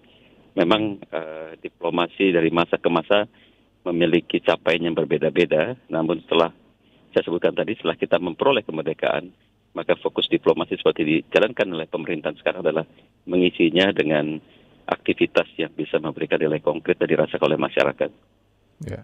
78 tahun Indonesia sudah merdeka dan tentunya saat ini tantangan juga semakin besar di depan mata ya Pak ya. Kalau Anda melihat sendiri Pak, bagaimana nih di tengah situasi global yang bisa dikatakan tidak menentu ya sampai dengan saat ini, perkembangan volatilitas market, pasar, global, politik dan lainnya. Ini kan tentunya menjadi tantangan besar juga ya bagi Indonesia. Anda melihatnya seperti apa Pak? Betul, kondisinya tidak mudah ya. Memang katakanlah tantangan selalu ada dari masa ke masa ya. Disitulah sebenarnya peran diplomasi untuk menciptakan kondisi yang favorable atau memang lebih ideal lagi bisa terbangun. Kalau di era perang dingin dahulu, diplomasi melahirkan ASEAN misalnya, satu kerjasama kawasan yang menciptakan rasa kebersamaan dan menghindari negara-negara anggotanya dari konflik bersenjata. Itu adalah salah satu upaya konkret di saat ada tantangan di masa tersebut menciptakan lingkungan yang lebih aman. Di saat kita dihadapkan pada masalah COVID yang lalu, misalnya pemerintah mencoba membangun satu komitmen bersama internasional bagi pengadaan alat-alat kesehatan, bagi pengadaan vaksin dan lain-lain. Itu juga wujud upaya konkret mensiasati tantangan global yang terjadi. Kalau kita berbicara mengenai fluktuasi ekonomi global di saat sekarang, maka kita mencoba berperannya melalui di masa tahun lalu ya, melalui G20, Indonesia berhasil meyakinkan negara-negara untuk G20 tetap selalu berfokus pada isu-isu ekonomi global sekalipun tidak bisa dihindari bahwa perkembangan politik, konflik yang terjadi akan mempengaruhi konstelasi perekonomian global. Namun setidaknya dari sisi sumbangsi diplomasi dalam menciptakan satu iklim kebersamaan bahwa ada tantangan yang juga harus diselesaikan dan dicarikan solusinya dari negara-negara besar. Artinya instrumen-instrumen diplomasi tersebut akan coba dimunculkan oleh Indonesia untuk mengatasi tantangan global yang muncul dari waktu ke waktu. Saat sekarang kita sebagai ketua ASEAN, tentunya diplomasi kita ditujukan untuk sesuai tema ya. Tema kita adalah ASEAN Matters, Epicentrum of Growth. Jadi artinya kita ingin menegaskan kembali bahwa ASEAN itu sangatlah penting di kawasan Asia Tenggara dan global. Di sinilah sebenarnya diplomasi mencoba mengarus utamakan nilai-nilai dan prinsip-prinsip yang kita rasa baik tidak hanya untuk Indonesia tapi juga bagi dunia internasional pada umumnya. Ya. Kita lihat juga peranan Indonesia sebenarnya di mata dunia ini kan tidak bisa dianggap sepele Pak ya. Kita salah satu negara yang diserang COVID cukup parah juga, tapi kita cukup mampu gitu mengatasinya di dunia ekonomi gitu ya. Nah kalau Bapak melihat sendiri peranan Indonesia bagi dunia di kemerdekaan ke-78 ini apa saja Pak kira-kira? Sebenarnya Indonesia sudah dilihat sebagai negara yang bisa mendorong satu perubahan yang positif ya.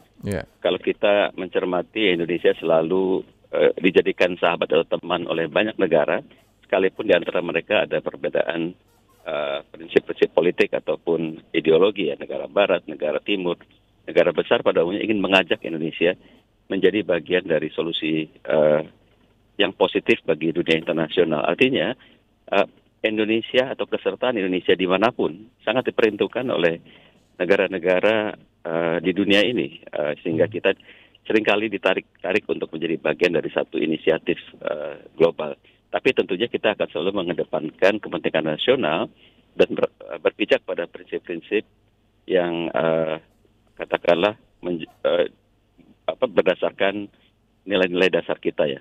Sehingga kita menjadi pelaku, tidak menjadi objek dari tarik-menarik global yang sedang terjadi. Artinya, di manakala negara-negara dunia ingin melihat contoh keberhasilan negara di dunia, maka mereka seringkali melihat ke Indonesia. Contohnya di saat sekarang, kita sudah mendengarkan bersama-sama bahwa tingkat pertumbuhan ekonomi kita di atas 5% adalah salah satu yang istimewa saat negara-negara dunia pada umumnya dihadapkan pada kontraksi ekonomi. Ini artinya bahwa Indonesia tetap menjadi primadona, katakanlah, yang selalu dilirik oleh berbagai negara untuk mendapatkan pembelajaran. Cerita sukses di balik keberhasilan kita membangun perekonomian dan katakanlah perdamaian, keamanan, stabilitas dalam negeri.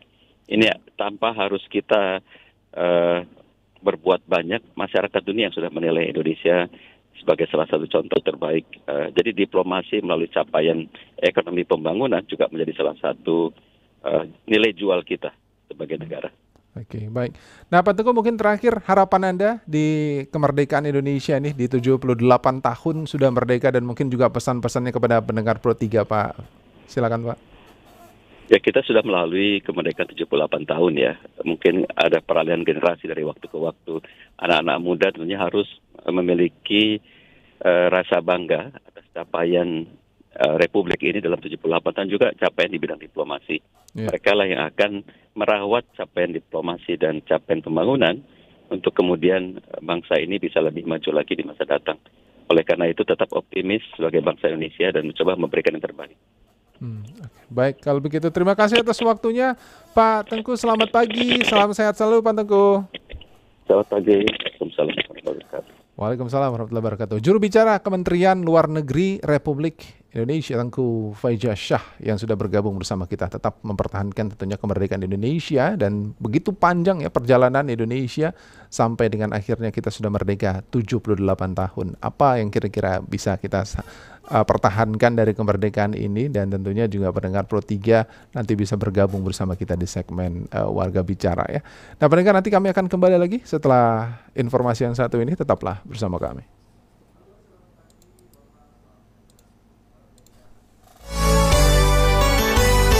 Catatan peristiwa. 12 Agustus 1960 menjadi sejarah baru di dunia telekomunikasi. Pada tanggal itu, satelit komunikasi pertama diluncurkan, ECHO, atau dikenal juga HERO, adalah satelit komunikasi pasif pertama milik Amerika Serikat. Terbuat dari balon metal berdiameter 30 meter untuk HERO 1 dan 42 meter untuk HERO 2. Berturut-turut kedua satelit itu diluncurkan pada 1960 dan 1964 oleh NASA. 12 Agustus 1990, fosil Tyrannosaurus Rex atau T-Rex ditemukan. Ini adalah fosil terlengkap dan terbesar yang ditemukan di Dakota Selatan, Amerika Serikat. Fosil tersebut lantas diberi nama Zoo. Fosil itu diperkirakan berusia 65 hingga 67 juta tahun. T-Rex dikenal sebagai salah satu keluarga dinosaurus karnivora yang pada zamannya tercatat ada lebih dari 2 miliar T-Rex yang hidup.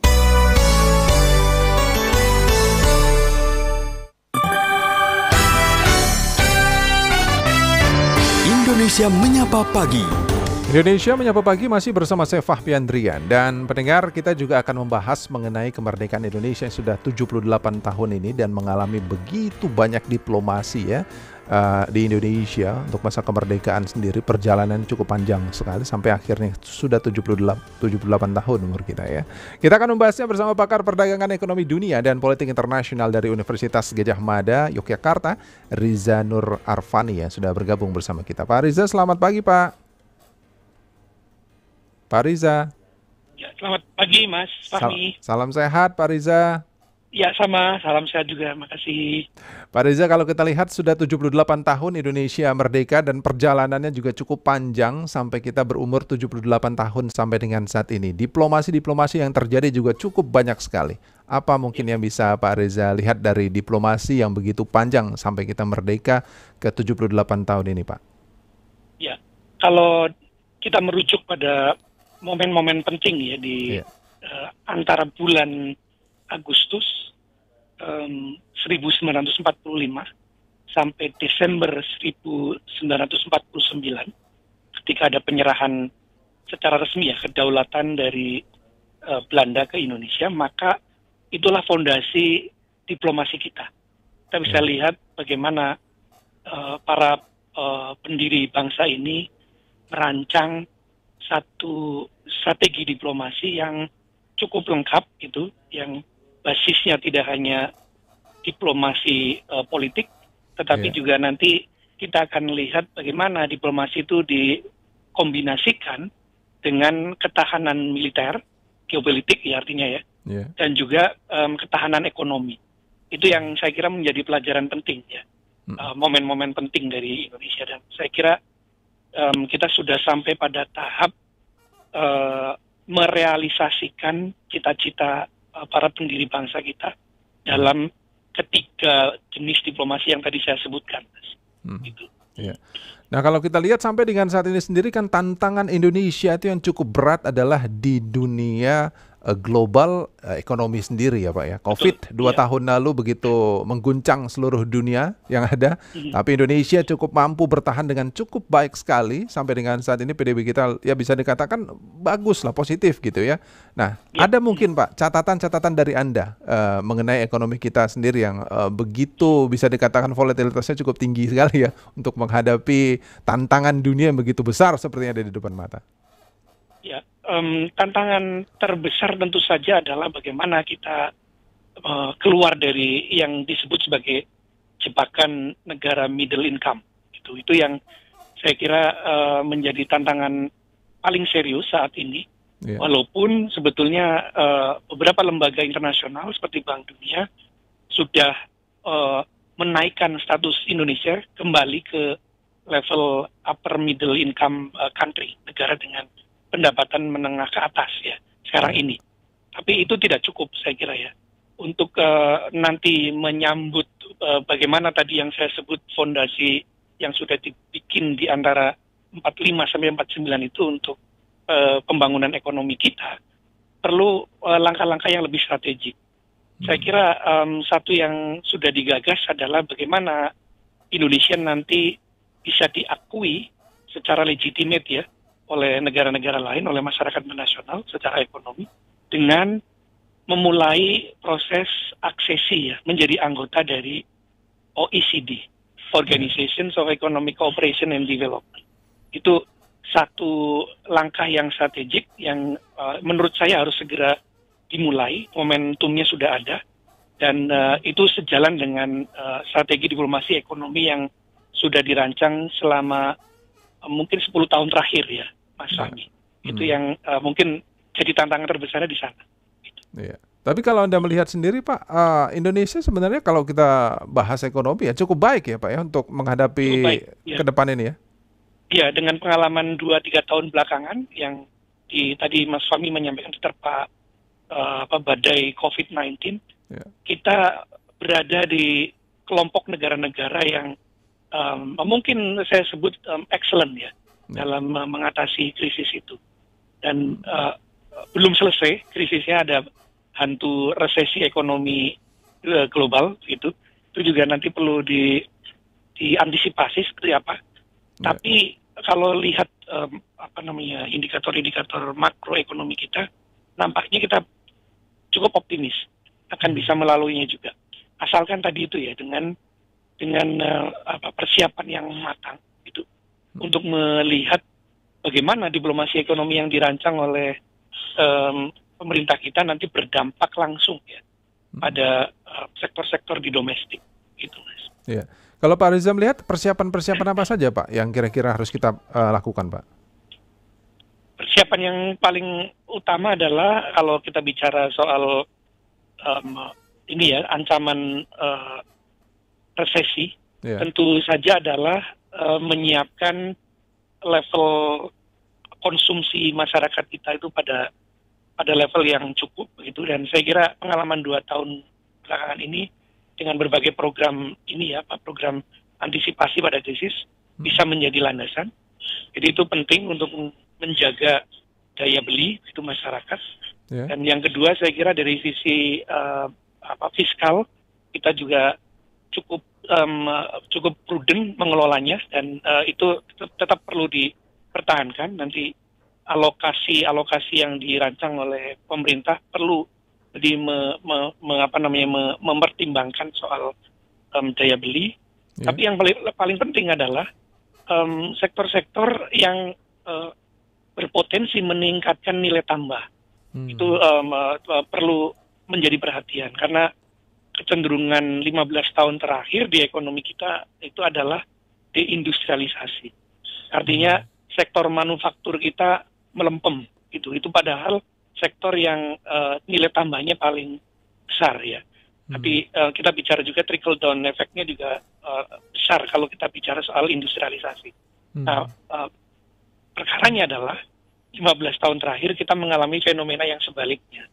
Itu yang saya kira hari-hari ini menjadi perdebatan, bagaimana proses hilirisasi misalnya yang digagas oleh pemerintah itu benar-benar nyambung dengan proses manufacturing activities di Indonesia, di domestik. Itu yang saya kira menjadi tantangan terberat, Mas. Bagaimana industrialisasi itu digaungkan kembali di berbagai komoditas yang selama ini menjadi andalan kita. Dan itu memang terkait dengan hilirisasi. Cuman memang peta jalannya harus lebih detail. Itu yang saya lihat perdebatan mengenai nikel misalnya ya, komoditi nikel.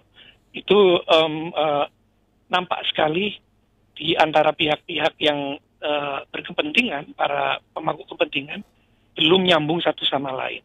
Pemerintah ngomong apa, industri ngomong apa, akademisi ngomong apa, masyarakat juga jadi bingung gitu. Ini sebetulnya perdebatannya kemana gitu. Karena itu perlu peta jalan yang detail ya. Itu yang saya kira menjadi contoh ya. Nanti ada komoditas lain yang juga memerlukan hal yang sejenis. Itu Mas Fahmi. Baik, Pak Riza, kita jeda sebentar boleh ya Pak? Ya, boleh. Ya, nanti akan kita lanjutkan lagi Pak ya. Bentar ya Pak. Ya. Baik, pendengar, kita akan kembali setelah informasi berikut ini. Tetaplah bersama kami.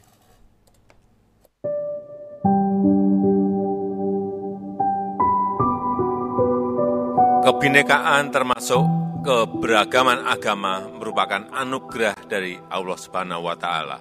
Anugerah Tuhan yang Maha Pengasih lagi Maha Penyayang kepada bangsa Indonesia. Anugerah ini harus terus kita jaga, kita rawat menjadi kekuatan bangsa kita, Indonesia. Kita patut bersyukur karena di tengah dinamika sosial dan politik global yang penuh gejolak, kita, bangsa Indonesia bisa tetap hidup rukun dalam kemajemukan, saling mengayomi, saling melindungi sebagai saudara sebangsa dan setanah air. Kerukunan antar umat beragama tidak muncul secara tiba-tiba. Kerukunan itu merupakan hasil dari kesadaran bersama bahwa perpecahan dan egoisme golongan akan membawa kehancuran. Kerukunan itu hasil dari ikhtiar bersama untuk hidup saling menghormati dan tidak memberi ruang bagi tumbuhnya saling curiga, tidak membiarkan berkembangnya benih-benih kebencian, benih-benih permusuhan yang akhirnya akan menghancurkan persatuan dan persaudaraan di antara kita. Untuk itu, pemerintah menyampaikan apresiasi yang setinggi-tingginya atas kerja para penggerak dan aktivis kerukunan umat beragama dalam merawat kerukunan dan toleransi di masyarakat, terutama di level akar rumput. Insinyur Haji Joko Widodo mengajak masyarakat Indonesia untuk tetap menjaga toleransi beragama untuk Oase Indonesia.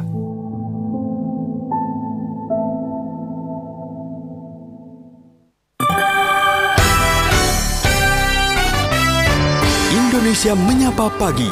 Terima kasih pendengar, Anda masih terus bersama kami di Pro 3 RRI Jaringan Nasional dan kita masih membahas 78 tahun Indonesia Merdeka dan diplomasi begitu panjang tentunya sedang kita bahas dan salah satunya kita membahas mengenai perdagangan juga. Ada pakar perdagangan ekonomi dunia dan politik internasional dari Universitas Gadjah Mada Yogyakarta, Pak Riza Nur Arfani yang masih bersama kita ya. Pak Riza, Pak masih bersama kami ya Pak?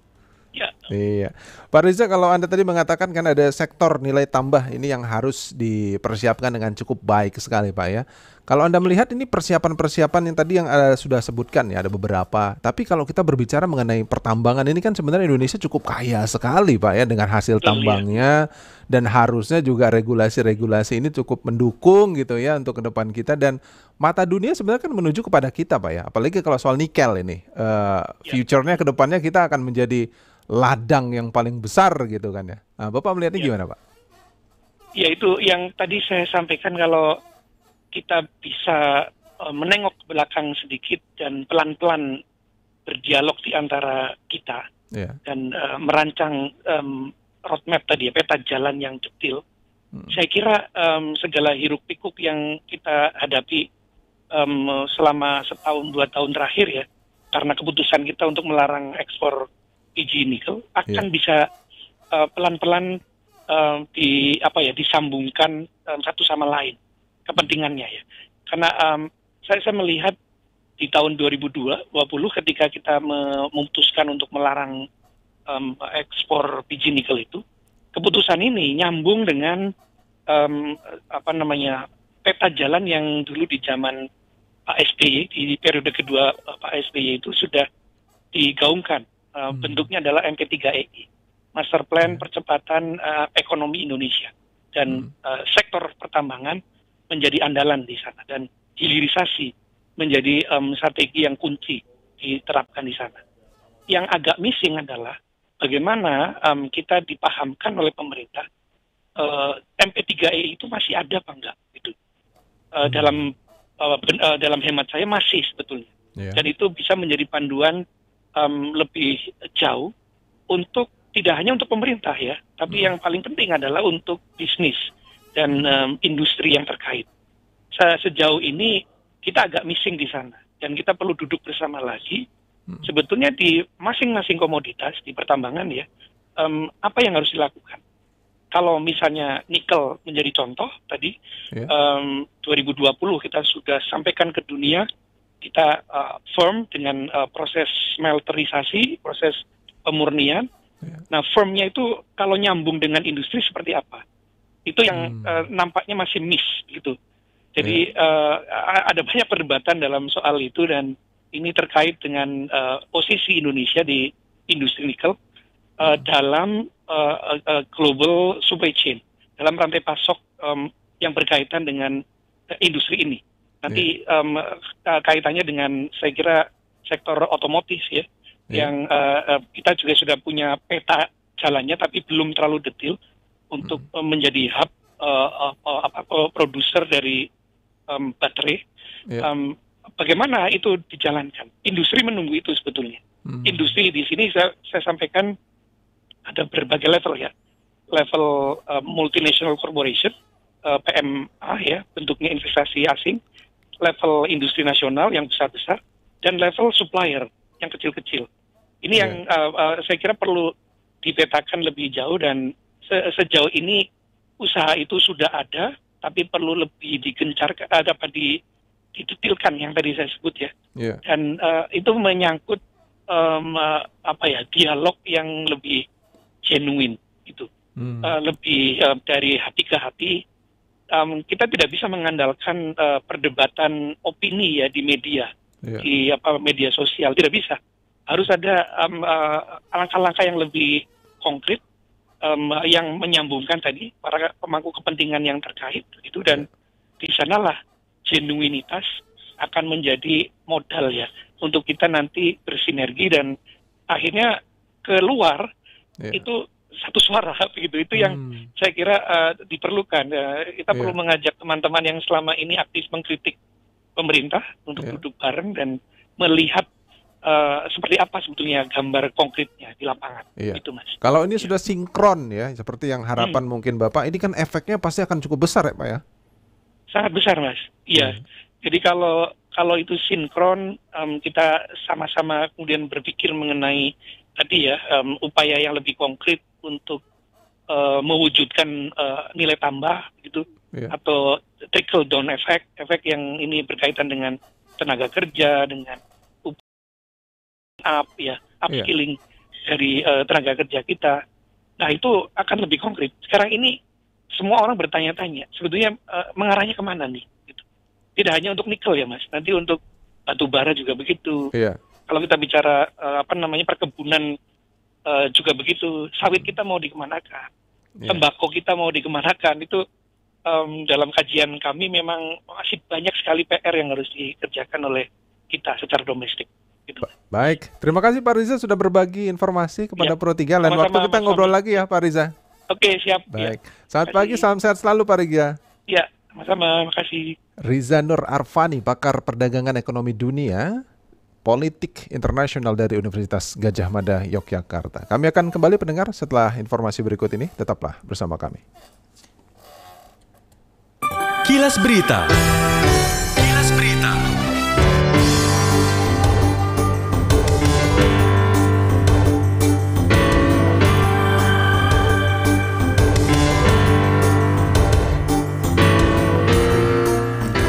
Dinas Lingkungan Hidup DKI Jakarta dan juga Dinas Perhubungan membentuk adanya satuan tugas atau Satgas bersama dengan Korlantas Polri untuk melakukan razia dan juga memberikan sanksi terhadap pemilik kendaraan bermotor yang belum melaksanakan uji emisi.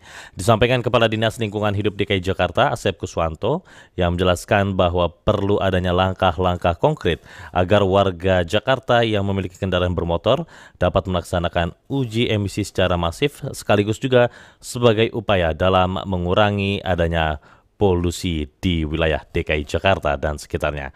Untuk informasi ini dan juga informasi lainnya dapat diakses di laman resmi kami rri.co.id. Kilas Berita. Pro 3, Jaringan Berita Nasional. Mengupas tuntas, membahas secara mendalam berbagai isu-isu aktual yang saat ini menjadi perhatian publik. Dan Indonesia saat ini dengan keputusan Direktur Jenderal Kesehatan itu sudah menumpuk rumah sakit umum pusat Kementerian Kesehatan yang tersebar di seluruh provinsi. Mengangkat topik-topik terkini yang juga menjadi trending. Dengan memasukkan angka atau nomor porsi yang bersangkutan dan juga tanggal lahir calon jemaah haji, maka akan terlihat di sana berapa saldo jemaah haji yang menjadi kelolaan BPKH. Dengan menghadirkan narasumber dari kantor staf presiden. Indonesia Menyapa Pagi bersama kantor staf presiden. Setiap Kamis jam 8:05 waktu Indonesia Barat hanya di RRI Pro 3.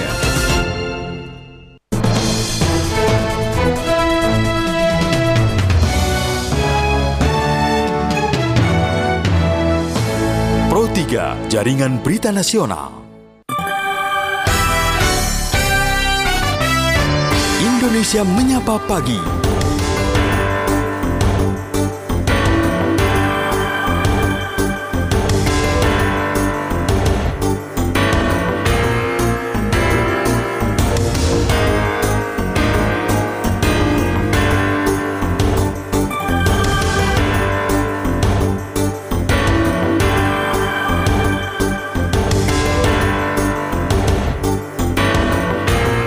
Indonesia Menyapa Pagi masih bersama saya Fahmi Andrian dan kita akan sedikit membahas ini mengenai Indonesia, pemain timnas kita ya yang usia 23 ini, sejumlah klub masih belum melepas pemain-pemain timnas U23 kita. Nah, kita akan bahasnya sedikit bersama pendiri Football Institute Budi Setiawan yang sudah bergabung bersama kita. Pak Budi, selamat pagi Pak.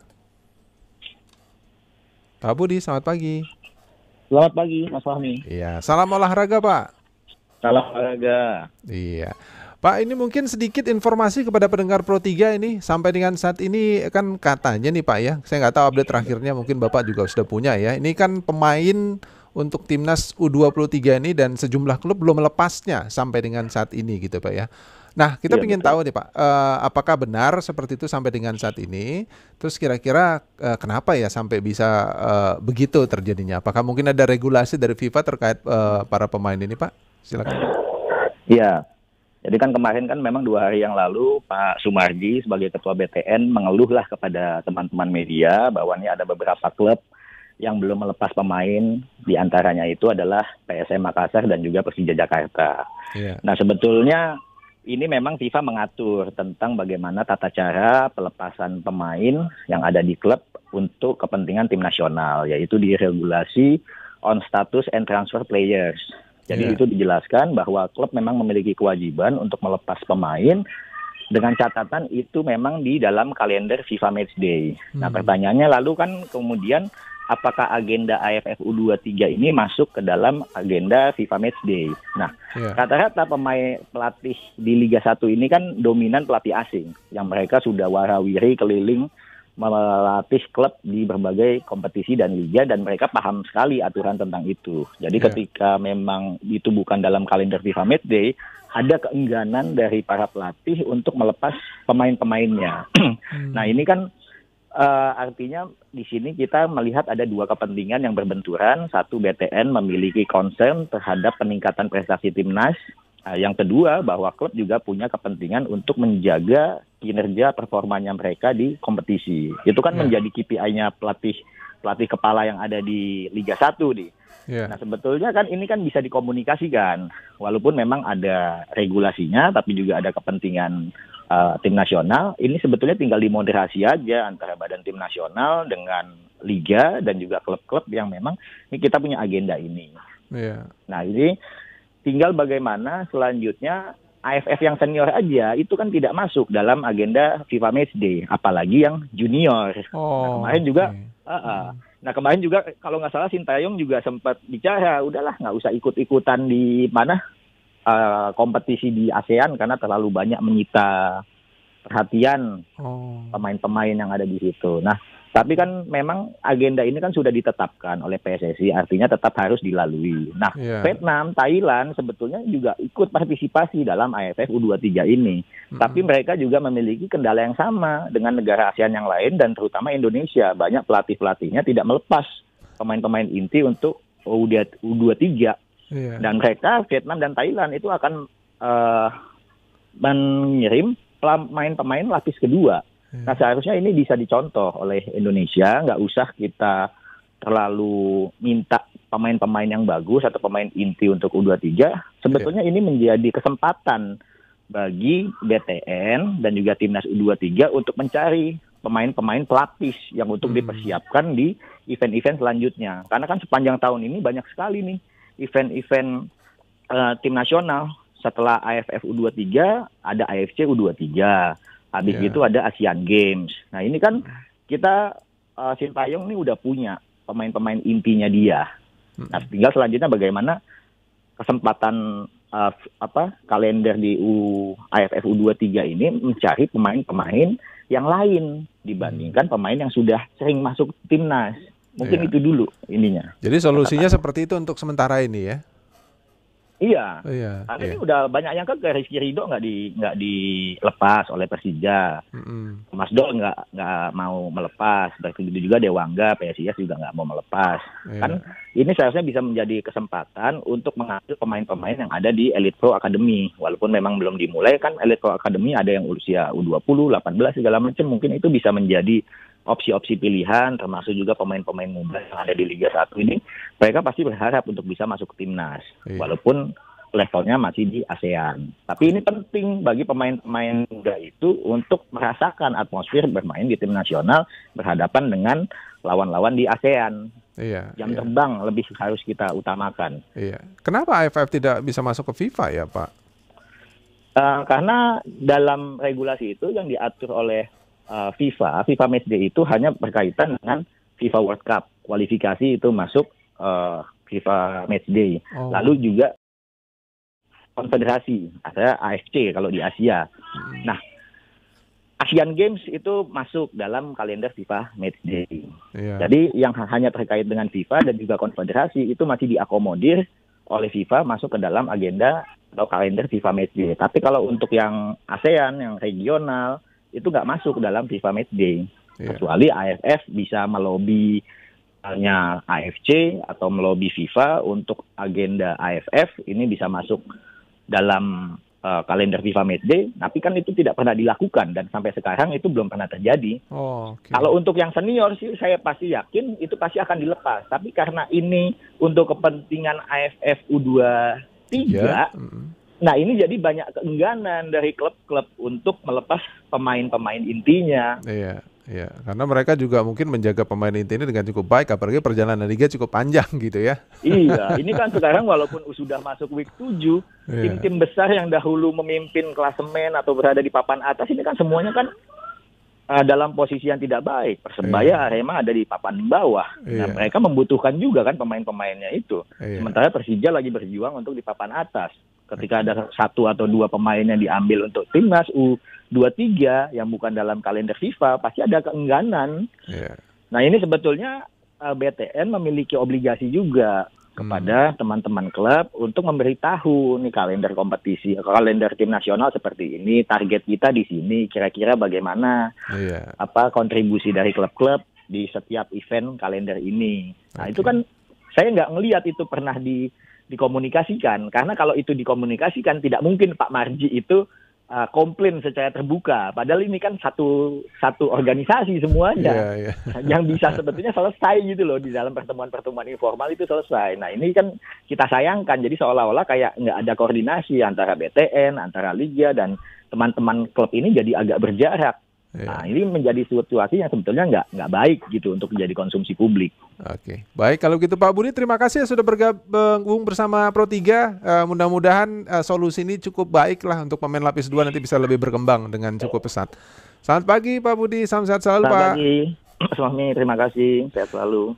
Pendiri Football Institute Budi Setiawan. Kita akan jelang warta berita pukul 9 pagi, tetaplah bersama kami untuk mendapatkan informasi terupdate dan teraktual lainnya. RRI Net, kami hadir. RRI Net, kami hadir dengan ragam informasi, dialog interaktif, dan hiburan dari Pro 1.